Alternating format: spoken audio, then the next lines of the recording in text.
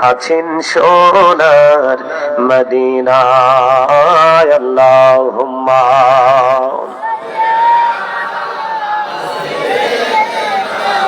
মাওলানা মুহাম্মদ ওয়া আলা আলি মাওলানা মুহাম্মদ মাটির নিচে বাড়ি মোদের ওই মাটির নিচে মোদের ঘর এই দুনিয়ার আপন যারা সবাই হবে মোদের পর আল্লাহুম্মা মহব্বতে মাওলানা মুহাম্মদ ওয়া আলা আলি মাওলানা মুহাম্মদ বান্দায় আছে বন্দিগিনাই বদহালাতে জিন্দেগি গুনাই গুনাই জীবন গেল আখিরাতের উপায় কি আল্লাহুম্মা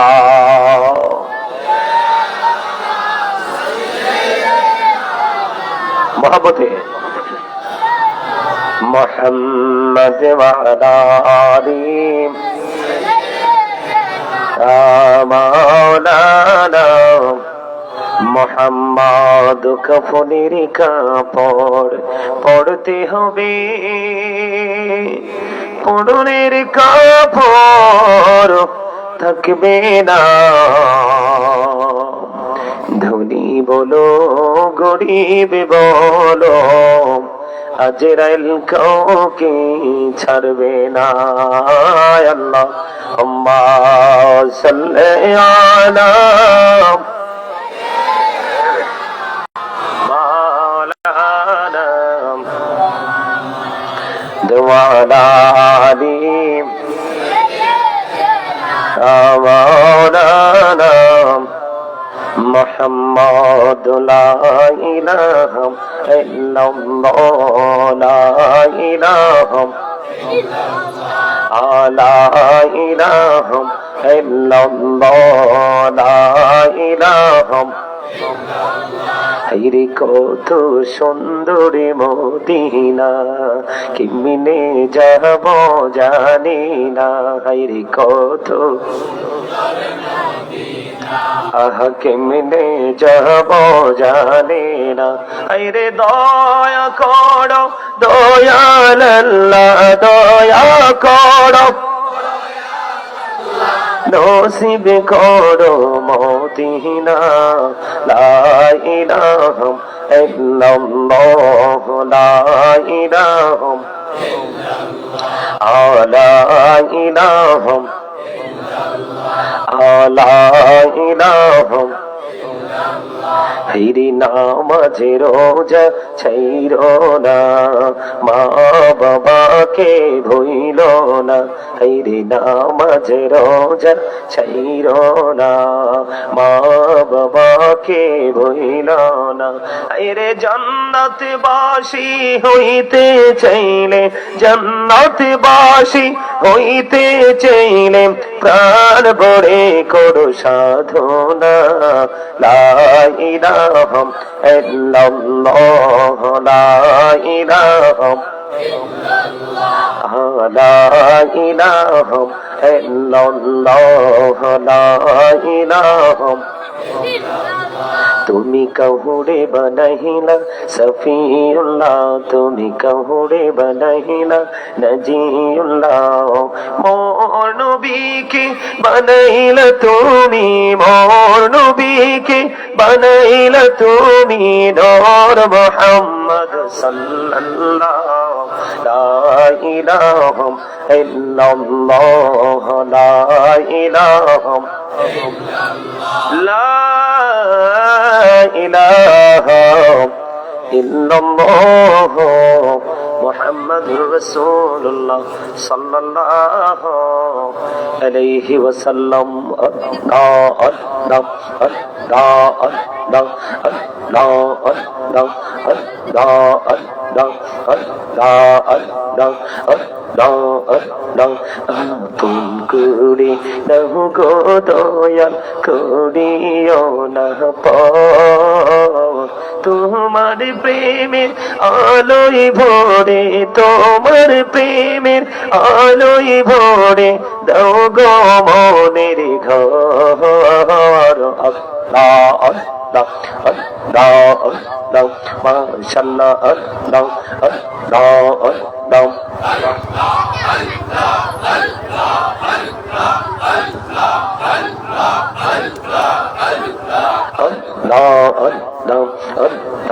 আল্লাহ পাগল পাড়া মনটা শুধু খুঁজে দিবানিশি,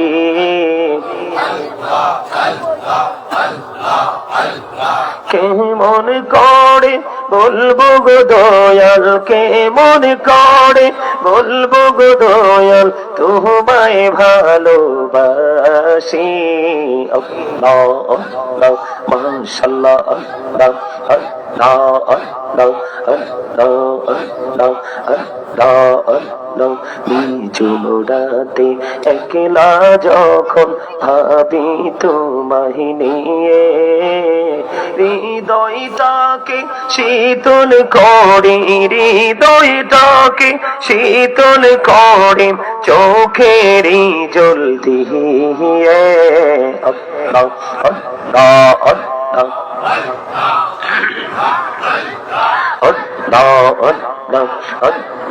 আল্লাহ এই পৃথিবী বড়ই নিঠুর, নেই তো ভালোবাসা। আওয়াল কেরে পাবো গো তোমায়, আওয়াল কেরে পাবো গো তোমায়, এই তো মনে আশা। আল্লাহ আল্লাহ আল্লাহ আল্লাহ মাশাআল্লাহ আল্লাহ আল্লাহ আল্লাহ আল্লাহ আল্লাহ এই নামেতে এত মধু, এই নামেতে এত মধু জানি নি তো আগের দয়াল, জানি নি তো আগে। যতই জপি নামটি তোমার, যতই জপি নামটি তোমার, ততই মধুর লাগে রে দয়াল, তুই মধুর লাগে। আল্লাহ আল্লাহ আল্লাহ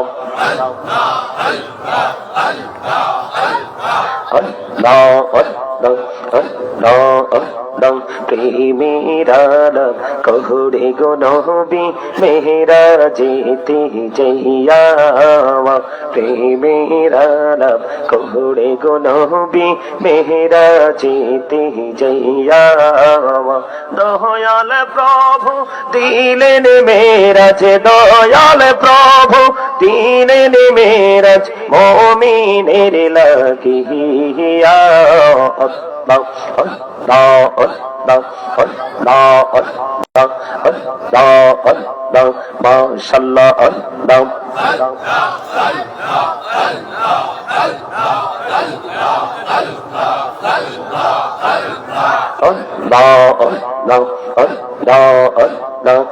এলাহুদো বিহি আর মাঝে, এলাহুদো বিহি আর মাঝে কিসের করো খেলা। পিছের দিকে চাইয়া দেখো, পিছের দিকে চাইয়া দেখো ডুবে যায় তোর বেলা রে। আল্লাহ আল্লাহ আল্লাহ আল্লাহ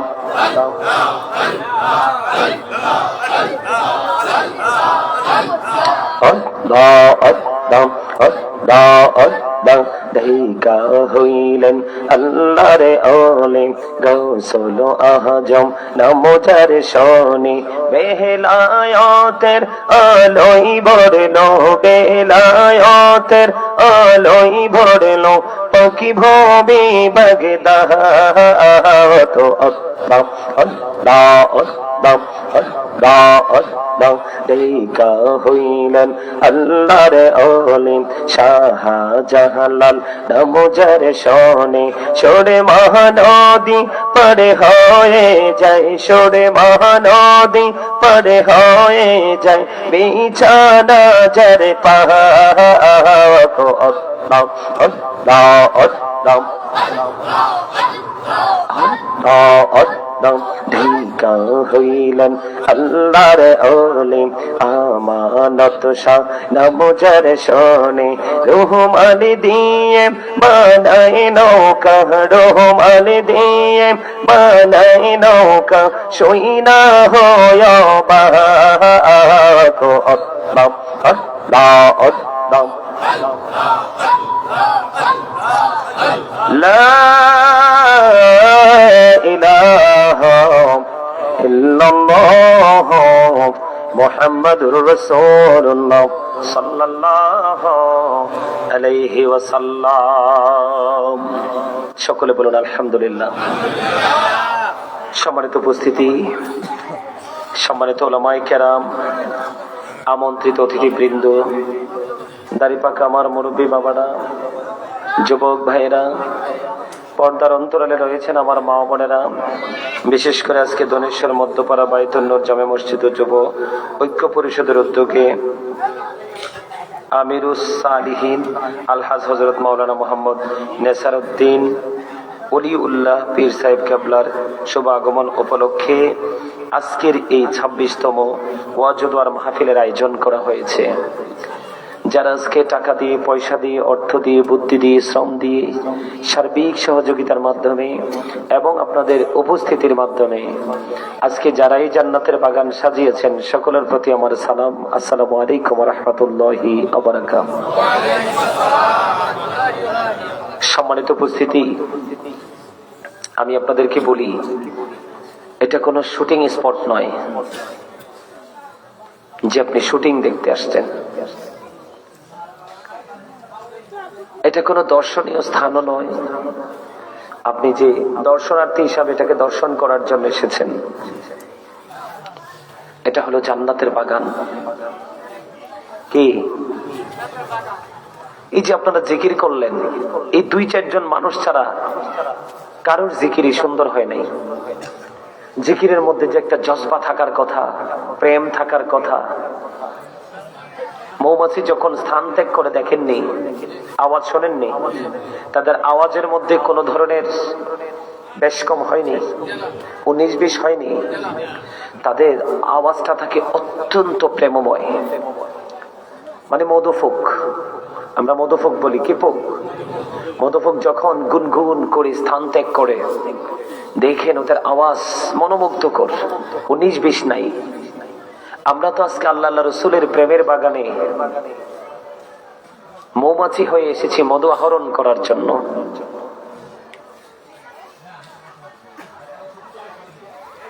কথা কি বুঝতে পারছেন?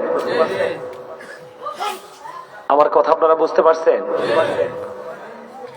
সম্মানিত উপস্থিতি, আমাকে 2টো বিষয় দেওয়া হয়েছে, সেই 2টা বিষয়ের উপর আমি টপিকস আকারে আলোচনা করব। আমি আলোচনায় ঢোকার আগে আপনাদেরকে কিছু শর্ত বা কন্ডিশন, যেটাই মনে করেন আমি দিব। সেটা হলো, ফার্স্ট কন্ডিশন হলো স্টপ ইউর মাউথ এভরিবডি, সকলের জবানকে বন্ধ রাখতে হবে। সেকেন্ড কন্ডিশন হলো you listening my lecture very attentively, আমার কথা সবাইকে মন দিয়ে শুনতে হবে। আর আপনি যদি মনে করেন আই সে ডোন্ট অ্যাকসেপ্টেবল, আমি বলবো I say go to your seat out of sight. আপনার এখানে ভালো না লাগাটাই স্বাভাবিক। একজন মানুষকে সবার কাছে ভালো লাগে না, একজন আলোচক সবার কাছে প্রিয় হতে আপনার ভালো লাগে না, তো আপনি সোজা এখান থেকে ওই যে দেখা যায় মানুষ এদিক দিয়ে আসতেছে আর যাচ্ছে।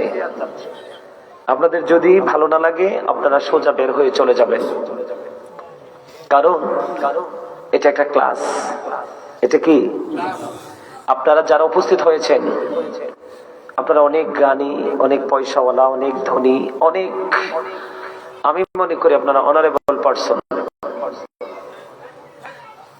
আমি আপনাদেরকে অনার করতে প্রস্তুত, কিন্তু এই মুহূর্তে আপনারা সবাই কি স্টুডেন্ট? আপনারা শিখতে এসেছেন, কি করতে এসেছেন? কাউকে দেখতে আসেননি তো? এই এটাকে ভোট খাওয়ার জায়গা? ছি ছি ছি ছি ছি, আমার অত্যন্ত লজ্জা হয় যখন এগুলো দেখি। 365টা রাত আছে, কয়টা? এক বছরে 365টা রাত। আপনি 364টা রাতে ভোট খেয়ে শেষ করতে পারেন না, বাদাম খেয়ে শেষ করতে পারেন না, মাহফিলের প্যান্ডেল এসে ভোট খেতে হবে? ছি।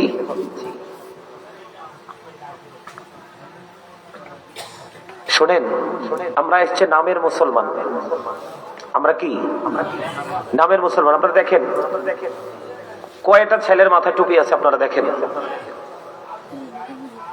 এটা কি আমাদের যে ইসলাম ধর্মের সংস্কৃতির চর্চার কি একটা অংশ না টুপি? কথা বলেন না কেন? টুপি কোথায়? আজকে আপনারা মাহফিলে আসছেন, টুপি নাই, আবার নিজেকে কি মনে করেন? মুসলমান। আপনি যে মুসলমান আমি বুঝবো কি করে? আপনার মাথা থেকে পা পর্যন্ত পুরো বডি তো ইহুদিদের রং। কথা বলেন না কেন? এই যে ছেলেগুলা চুল কাটছে, দেখেন একটার চুল কাটা কোরআন সুন্নাহ মোতাবেক না। একটার চুল কাটার স্টাইল পুরোই ডিজাইনটা ইহুদিদের ডিজাইন। কারণ আপনি সেলুনে গেলে তো মুসলমানের ডিজাইন দেখেন না তো, ওখানে 100টা ইহুদির ছবি মাথা ঝোলানো আছে, আছে না? অথবা অনেক বেশি বা কমও হতে পারে। আপনি ওখান থেকে ডিসাইড করতে হবে আপনি কোন ডিজাইনটা নেবেন। আমরা মুসলমান, আমাদের লজ্জা থাকা উচিত। যার লজ্জা নাই তার ঈমান নাই, যার লজ্জা আছে তার ঈমান আছে। লজ্জা কোথায় থাকে? চোখে।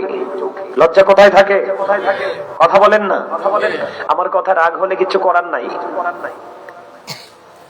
আমি আপনাদের এখানে এসেছি আপনাদেরকে শেখানোর জন্য। কিসের জন্য? আমি আপনাদের সাথে শত্রুতা করতে আসিনি, কিন্তু বাস্তব সত্য কথা বলতে হবে। বলতে হবে কি হবে না? এখানে ম্যাক্সিমাম ছেলেরা জিন্স প্যান্ট পরে আসছে, টাইট ফিটিং জিন্স প্যান্ট। আমি যদি তার উপরের পোশাকটা আলগি দেই, উপরে উঠালে দেখতে পাবো নাভির কমপক্ষে 2 থেকে 3 আঙ্গুল নিচে তার প্যান্টটা। কথা বলেন না। এই যুবক তোমরা তো পড়ো, তোমরা বলো নিচে থাকে না উপরে থাকে? এই পোশাকটা মুসলমানের জন্য টোটালি নাজায়েজ। এটা আমি বলছি না। আপনি হাদিস বললে বলবেন এটা জাল হাদিস,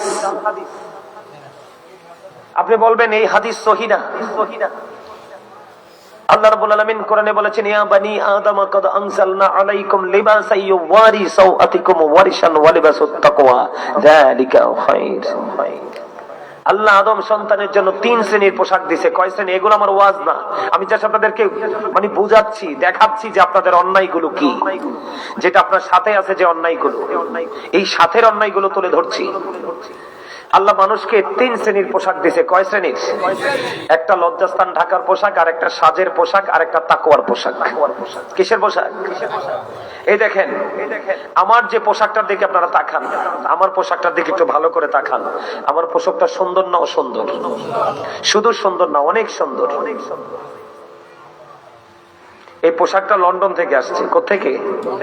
লন্ডন থেকে আমার একজন প্রিয় মানুষ নিয়ে এসেছে। লন্ডন থেকে আমাকে দেখতে আসছে, আসার জন্য নিয়ে আসছে। আমি আজকে পরে এসেছি। কেন পরে এসেছি? আজকের মাহফিলের আমি সম্মানিত উপস্থিতি, প্রধান বক্তা। কি? আরো জোরে বলেন। প্রধান বক্তা। তো আজকের মাহফিলে ধরেন চিফ গেস্ট, তাই তো? তা আমি আজকে জান্নাতের বাগান, এখানে আল্লাহ আল্লাহ রসুলের প্রেমের আলোচনা হবে। এই জন্য জান্নাতের বাগানে আমি জান্নাতের মেহমানের মতো হয়ে এসেছি। কিন্তু আপনি তো পারেননি। আপনি কি পারছেন? প্রত্যেকটা লোকের ঘরে কিন্তু সুন্দর পাঞ্জাবি আছে, আপনি পরেন নাই। অথচ বাড়ি থেকে বাজারে যাওয়ার সময় ড্রেসটা চেঞ্জ করে যান। কথা বলেন না কেন? বাড়ি থেকে যদি আপনি বাজারে যান, জাস্ট বাজারে যাবেন। বাজার হলো আল্লাহর দৃষ্টিতে, রসুলের দৃষ্টিতে সবচেয়ে নিকৃষ্ট জায়গা। আর মসজিদ হলো সবচেয়ে পছন্দের জায়গা, আল্লাহর সবচেয়ে পছন্দের জায়গা মসজিদ। এই জান্নাতের বাগান। আপনি দেখেন, আপনি আপনার নিজের বিবেককে প্রশ্ন করেন, আপনি কোন মুসলমান? আপনি বাজারে যান, ওখানে গেলে পাপের কোনো শেষ নাই। সর্বপ্রথম পাপ হয় চোখের, কারণ জিনাল আইনুন নাজরু, চোখের জিনা হলো দেখা। আপনি ওখানে গেলে হরেক রকমের হরেক কিছু দেখা যায়, যেটা আপনার মুসলমানের চোখে দেখা উচিত নয়। আপনি এটা দেখতে চান, নোংরা একটা জায়গা, আপনি পোশাক চেঞ্জ করে যান, কত সুন্দর পরিপাটি হয়ে যান, অথচ আল্লাহর পছন্দের জায়গা না। আপনি ওই জায়গাতে যাচ্ছেন অত্যন্ত ডিজাইনেবল সাজে সেজে, কোয়ালিটিফুল পোশাক পরে, কিন্তু আজকে আপনি আল্লাহ আল্লাহ রসুলের প্রেমের বাগানে এসেছেন, আপনার পোশাক চেঞ্জ করতে পারেননি। আপনি এবার নিজেকে মুসলমান দাবি করেন? আপনার বিবেক কোথায়? আপনার সেন্স কোথায়? আপনি কোথায় আছেন? এই যে দেখেন, কিছু কিছু লোককে দেখা যায় পাঞ্জাবি আছে, টুপি আছে, কি স্মার্ট, কত সুন্দর দেখা যায়, এদেরকে দেখলে মনে হয় যে এরা মুসলমান। এই জন্য আপনাদেরকে বলছি এই জায়গাটা শুটিং স্পট নয়। যেটা বলতে চাইছিলাম, এদিকে তাকান, আপনাদের অপরাধগুলো। আল্লাহ বলেছেন 3 শ্রেণীর পোশাক, একটা হলো তাকওয়ার পোশাক, একটা হলো লজ্জাস্থান ঢাকার পোশাক, আর একটা হলো সাজসজ্জার পোশাক। এর মধ্যে আল্লাহর কাছে সবচেয়ে পছন্দের পোশাক হলো তাকওয়ার পোশাক, যেই পোশাকটা পরা ইমানদার পুরুষের জন্য ফরজ। কি? ইমানদার পুরুষের জন্য ফরজ। এই পোশাকটা এদিক তাকান, এই পোশাকটা উপর দিয়ে থাকবে নাভি বরাবর, নিচে দিয়ে থাকবে টাকনুর উপরে, হাঁটুর নিচে টাকনুর উপরে। আমাদের ছেলেরা যে জিন্স প্যান্টটা পরে অথবা অন্যান্য পোশাক যে পরে, তাদের প্যান্টটা, লুঙ্গিটা, পায়জামাটা উপর দিয়েও নাভির নিচে, নিচে দিয়েও টাকনুর নিচে। আল্লাহর হুকুমকে অমান্য করেছে, আমি তাকে কিভাবে মুসলমান বলবো? আমি যে মুসলমান, আমি এটাকে প্রমাণ করব কিভাবে? ইমান তো ভিতরের জিনিস, এটা তো দেখার বিষয় না। কি বলেন দাদা ভাই? ইমান কিসের জিনিস? ভিতরের জিনিস। এটা তো কাউকে দেখানো যায় না, যায়? কিন্তু আমি যে ইমানদার, আমি আমার কাজের মাধ্যমে আমি এটা জনগণের সামনে, জাতির সামনে তুলে ধরবো, তখন মানুষ দেখে বুঝবে যে এই লোকটা সত্যিকারের ইমানদার। ঠিক কিনা বলেন? আপনারা বলেন, আজকে আপনারা টুপি ছাড়া এসেছেন।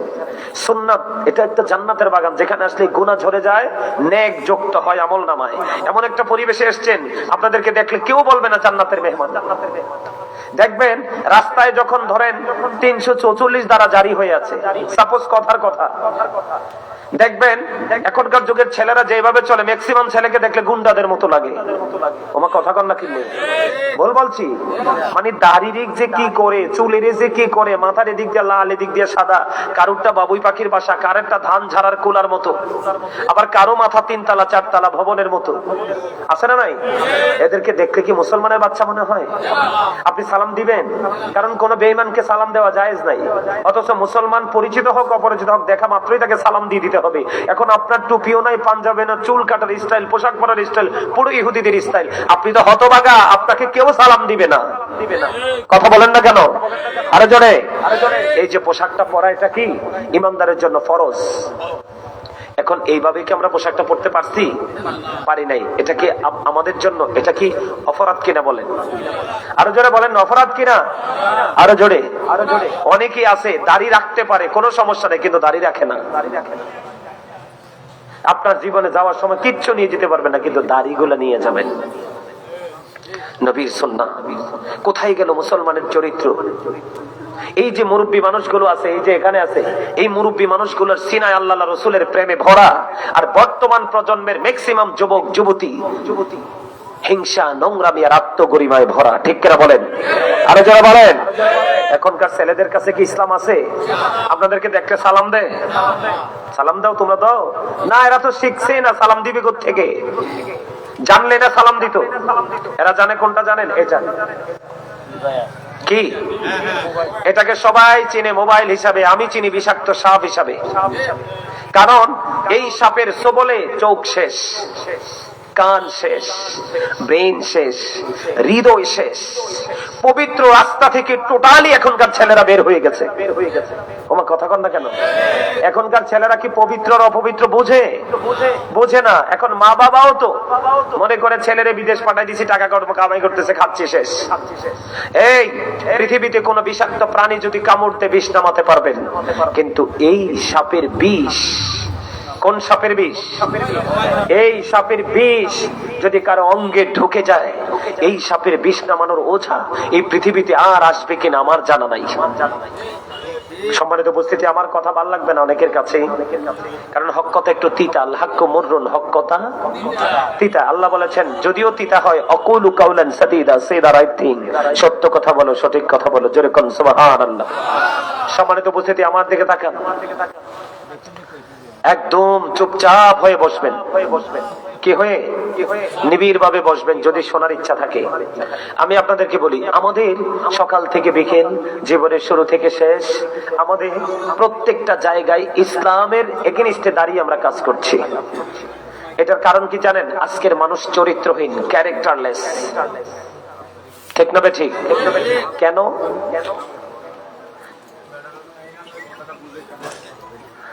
এখনকার মানুষ চরিত্রহীন কেন জানেন? কারণ আল্লাহ বলেছেন, সে বলুন, ইফ ইউ ডু লাভ আল্লাহ, যদি তোমরা আল্লাহকে ভালোবেসে থাকো, ফলো মি মুহাম্মদ সাল্লাল্লাহু আলাইহি ওয়াসাল্লাম, মুহাম্মদ সাল্লাল্লাহু আলাইহি সাল্লামের অনুগত হয়ে যাও, আল্লাহ উইল লাভ ইউ, আল্লাহ তোমাদেরকে ভালোবাসবে, এন্ড ফরগিভ ইউর সিনস, আল্লাহ তোমাদের সমস্ত জীবনের গুনাহগুলি মাফ করে দিবে। আল্লাহ কোরআনে বলেছেন, কুল ইন কুনতুম তুহিব্বুনাল্লাহ ফাত্তাবিউনি ইউহিব্বুকুমুল্লাহু ওয়া ইয়াগফির লাকুম যুনুবাকুম, আল্লাহু গফুরুর রহিম। আল্লাহকে পেতে হলে কি করতে হবে?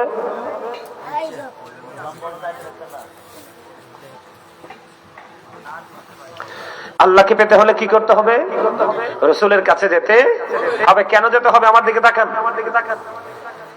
আল্লাহ কোরআনে বলেছেন, ওয়া ইন্নাকা লাআলা খুলুকিন আযীম, আমার রাসূল ছিলেন গুড ক্যারেক্টার সম্পন্ন প্রফেট মুহাম্মদ রাসূলুল্লাহ সাল্লাল্লাহু আলাইহি ওয়াসাল্লাম। তার মানে আমার রাসূল শ্রেষ্ঠ চরিত্রের অধিকারী। সুবহানাল্লাহ বলেন। এই কারণে আল্লাহ বলেছে, তোমরা কি করো? রাসূলকে ফলো করো। আমি আল্লাহকে সরাসরি ডেকে পাবা না। আল্লাহকে পেতে হলে কোথায় যেতে হবে? রাসূলের কাছে। বলেছে কে? আল্লাহ। খেয়াল করেন, ওয়াজ কিন্তু আপনাদেরকে কি করতে হবে? নিয়ে যেতে হবে। আপনি উদাসীনতার মধ্যে থাকলে আপনি কিছুই বুঝবেন না। আল্লাহ আমার রাসূল ছিলেন শ্রেষ্ঠ সত্যবাদী, ঠিক কিনা বলেন? এবার আসেন, আমেরিকার গবেষক মাইকেল এইচ হার্ট তিনি বক্তব্য দিয়েছেন, the 100 A ranking of the most influential person in the history.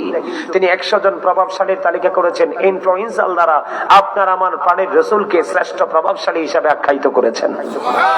জোরে জোরে কোন সুবহানাল্লাহ। আরো জোরে। আমাদের দেশে অনেক রাজনীতিবিদ আছে না, সে রাজনীতিটা করে মানুষ মারার জন্য। আমার কথা কয় না। মানুষ মারা বলতে পারেন তার জায়গা দখল করা, তার সরকারিভাবে বরাদ্দ আসলে তার প্রিয় মানুষগুলোর বা তার ওয়ার্ডের মানুষগুলোর হকগুলো মেরে খাওয়া, এগুলোর জন্য অনেক মানুষ আছে। কেন আমি বলছি এটা? আমি প্র্যাকটিক্যালি তো দেখছি, কিন্তু আমি কোরআন হাদিস থেকে কালেক্ট করেছি।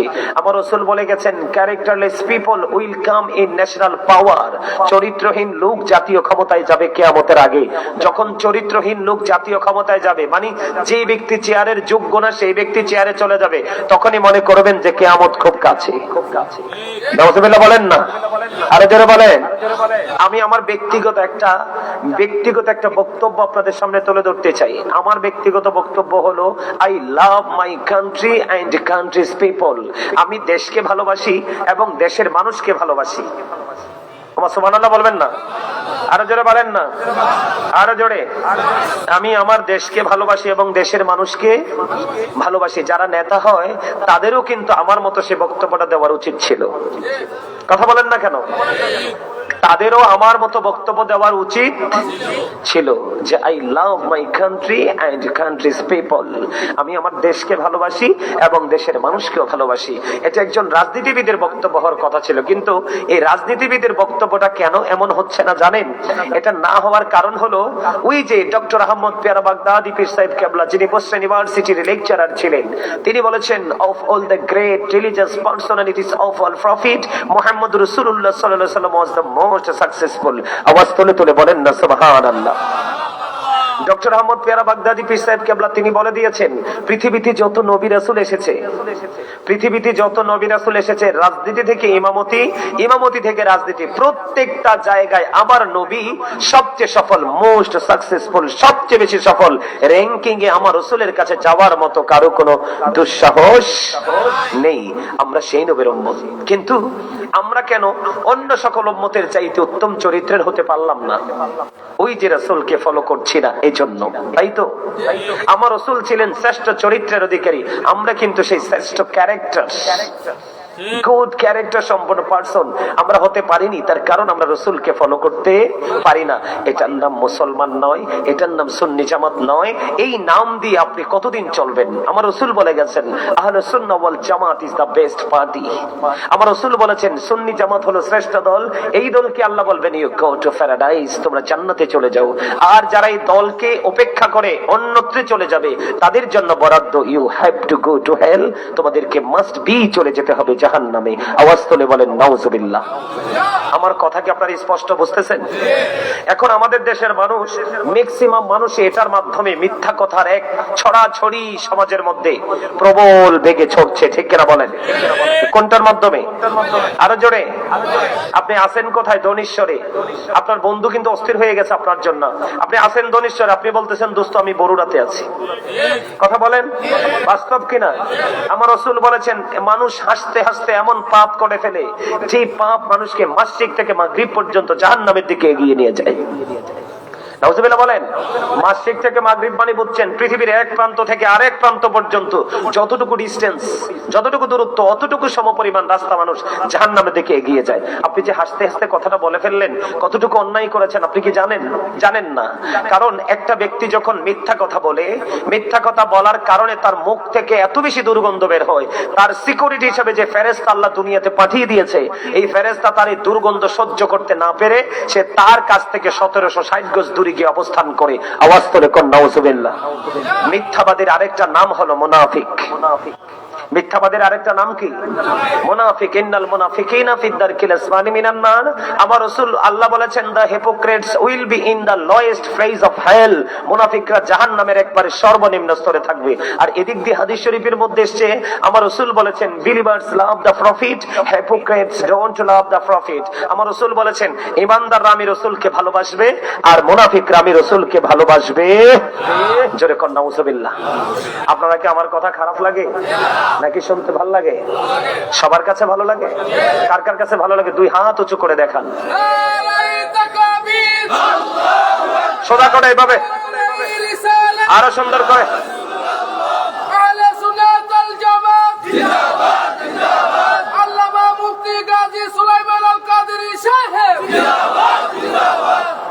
মারহাবা বলেন আরো জোরে। আমার কথা যদি সত্যি আপনাদের কাছে ভালো লেগে থাকে, আপনারা সত্যি মানুষ হয়ে যাবেন আগামী দিন থেকে। ভালো লাগার আরেক নাম কি? ভালো লাগার আরেক নাম কি? ভালোবাসা। কথা বলে না কেন? আপনার যখনই ভালো লাগবে তখনই কিন্তু অটই ভালোবাসা মনের অজান্তে তৈরি হয়ে যাবে। আর যেই জায়গাটার প্রতি আপনার ভালোবাসার এক্সপেকটেশন তৈরি হয়ে যাবে, আর এই রেসপেক্টের মাধ্যমে আপনি একজন রেসপেক্টেবল পারসন হয়ে যাবেন। আপনি সম্মান করলেই কিন্তু সম্মান পাবেন, মর্যাদা দিলেই আপনি মর্যাদা ফিরে পাবেন। আপনার যেটাই করবেন আপনি কিন্তু রিটার্ন কিন্তু এটা আবার ফেরত পাবেন, ঠিক কিনা বলেন? সম্মানিত উপস্থিতি, আমার কথাগুলো আপনারা ক্লিয়ার বুঝতেছেন তো? তাহলে কি হলো? আমার রাসূল সুন্দর চরিত্রের অধিকারী, সবচেয়ে উত্তম। আমরা সেই চরিত্রের অধিকারী না, এই জন্য রাসূলকে ফলো করি না। আমার নবী ছিলেন সবচেয়ে বেশি সফল, আমরা উম্মত হিসেবে সফল হতে পারি না এই জন্য, কারণ আমরা রাসূলকে ফলো করি না। আমরা সবচেয়ে, আমার রাসূল ছিলেন শ্রেষ্ঠ সত্যবাদী। এদিকে তাকান, ইংরেজরা বক্তব্য দিয়েছে হযরত মুহাম্মদ সাল্লাল্লাহু আলাইহি সাল্লাম was born in a country. His father's name was Abdullah, his mother's name was Amina, his father said died before he was born, he lost his mother in his childhood, he was very truthful. আমার নবী এসেছেন কোথায়? আরবে। কোথায়? আরব কান্ট্রিতে, ঠিক না বলেন? মক্কা নগরীতে, ঠিক না বলেন? বাবার নাম কি? মায়ের নাম কি?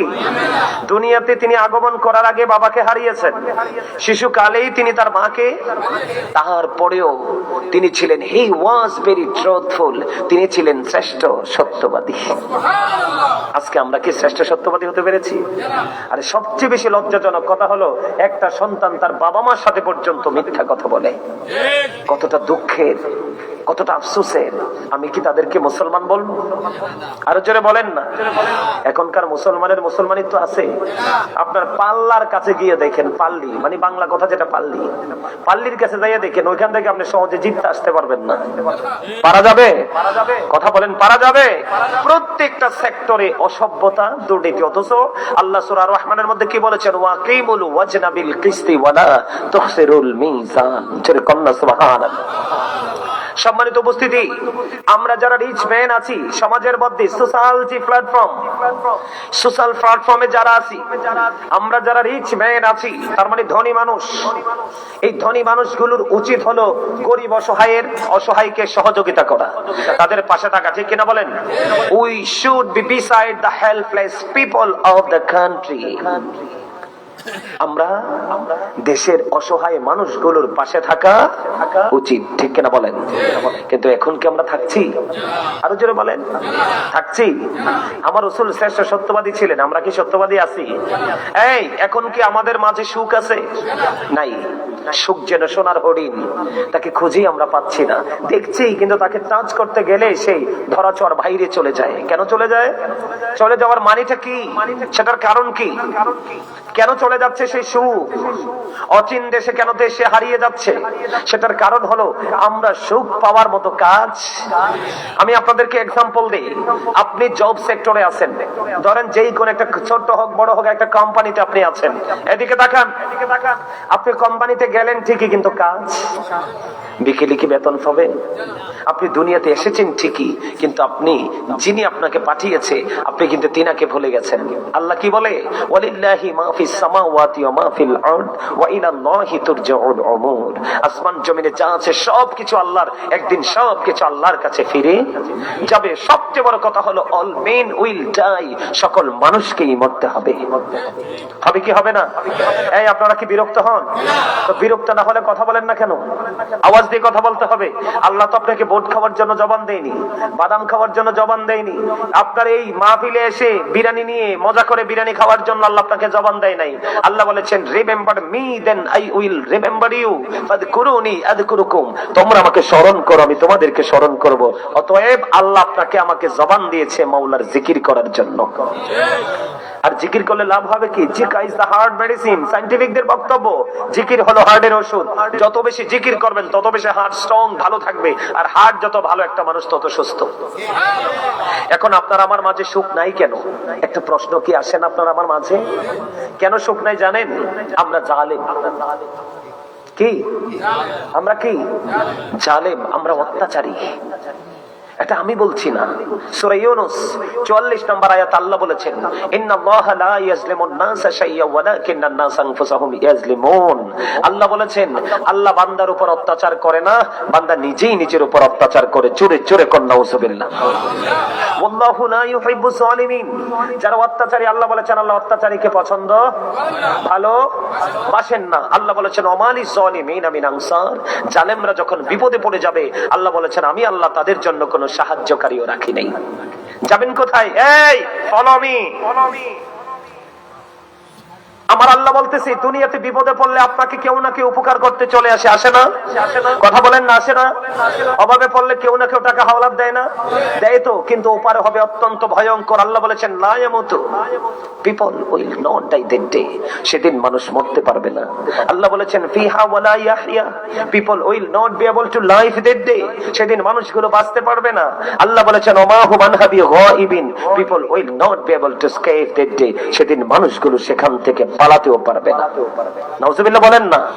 বাঁচারও সুযোগ নাই, মরারও সুযোগ নাই, পালাবারও। অথচ আপনি অপরাধী, ভয়ঙ্কর সাজা আপনার জন্য বরাদ্দ।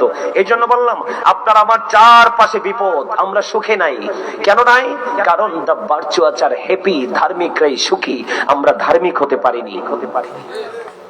যদি আমরা ধার্মিক হতে পারতাম তাহলে সুখকে আমি ডাকতে হতো না, সুখই আমাকে এসে ধরা দিত।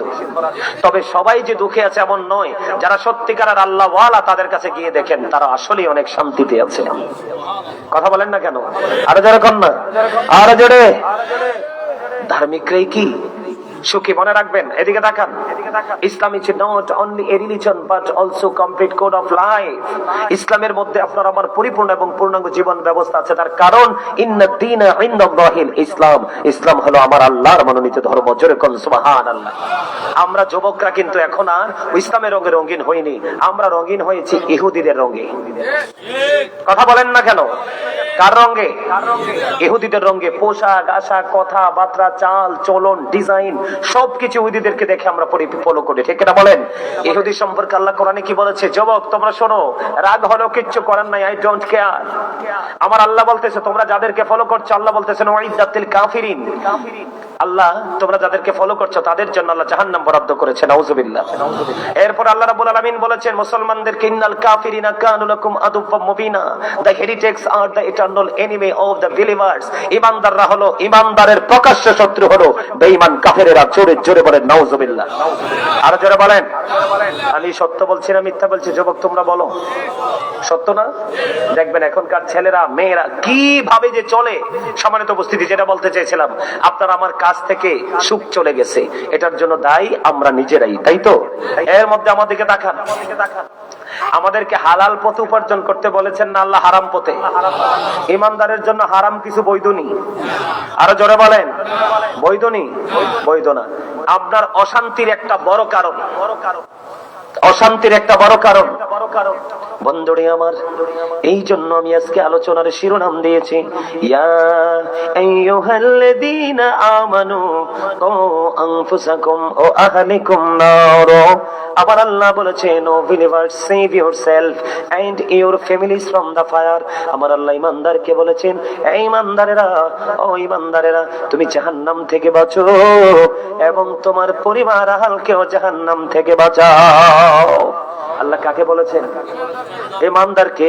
বন্ধুরে আমার, আমি আপনাদেরকে বলে দিতে চাই, একটা অনেক লম্বা হাদিস, এই হাদিসের মধ্যে অনেকগুলো অপশন আছে বন্ধু। এর মধ্যে সবচেয়ে ভয়ঙ্কর একটা দৃশ্য আমি দেখতে পেলাম। আল্লাহ রাসূল একদিন সাহাবায়ে কেরামদেরকে প্রশ্ন করলেন, সাহাবীরা রে, তোমরা কেউ কি আজকে কোনো স্বপ্ন দেখেছো? ইয়া রাসূলুল্লাহ, ইয়া হাবিবাল্লাহ, নবী গো, না না না না না না, আমরা কেউ কোনো স্বপ্ন দেখিনি। আমার রাসূল বন্ধু একটা স্বপ্ন দেখেছেন, তাদেরকে বললেন, আমি একটা গুরুত্বপূর্ণ স্বপ্ন দেখেছি।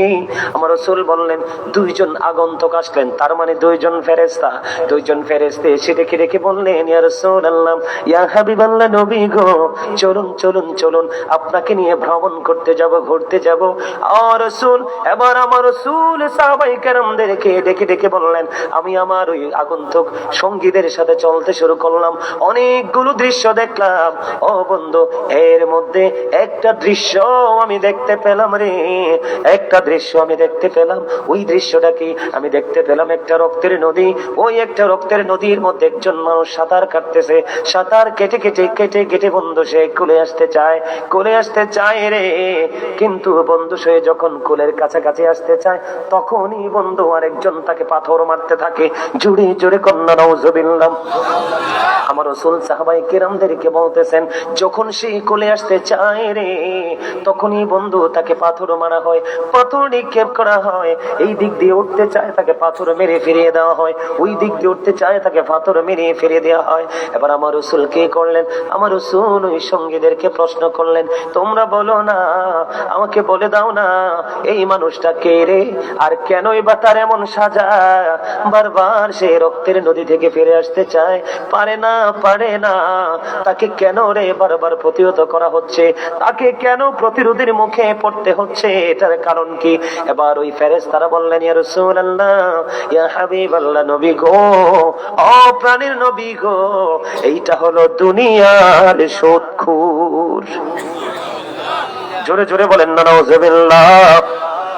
আপনারা কি সুদের পক্ষে? আপনারা সুদের পক্ষে থাকেন বা না থাকেন?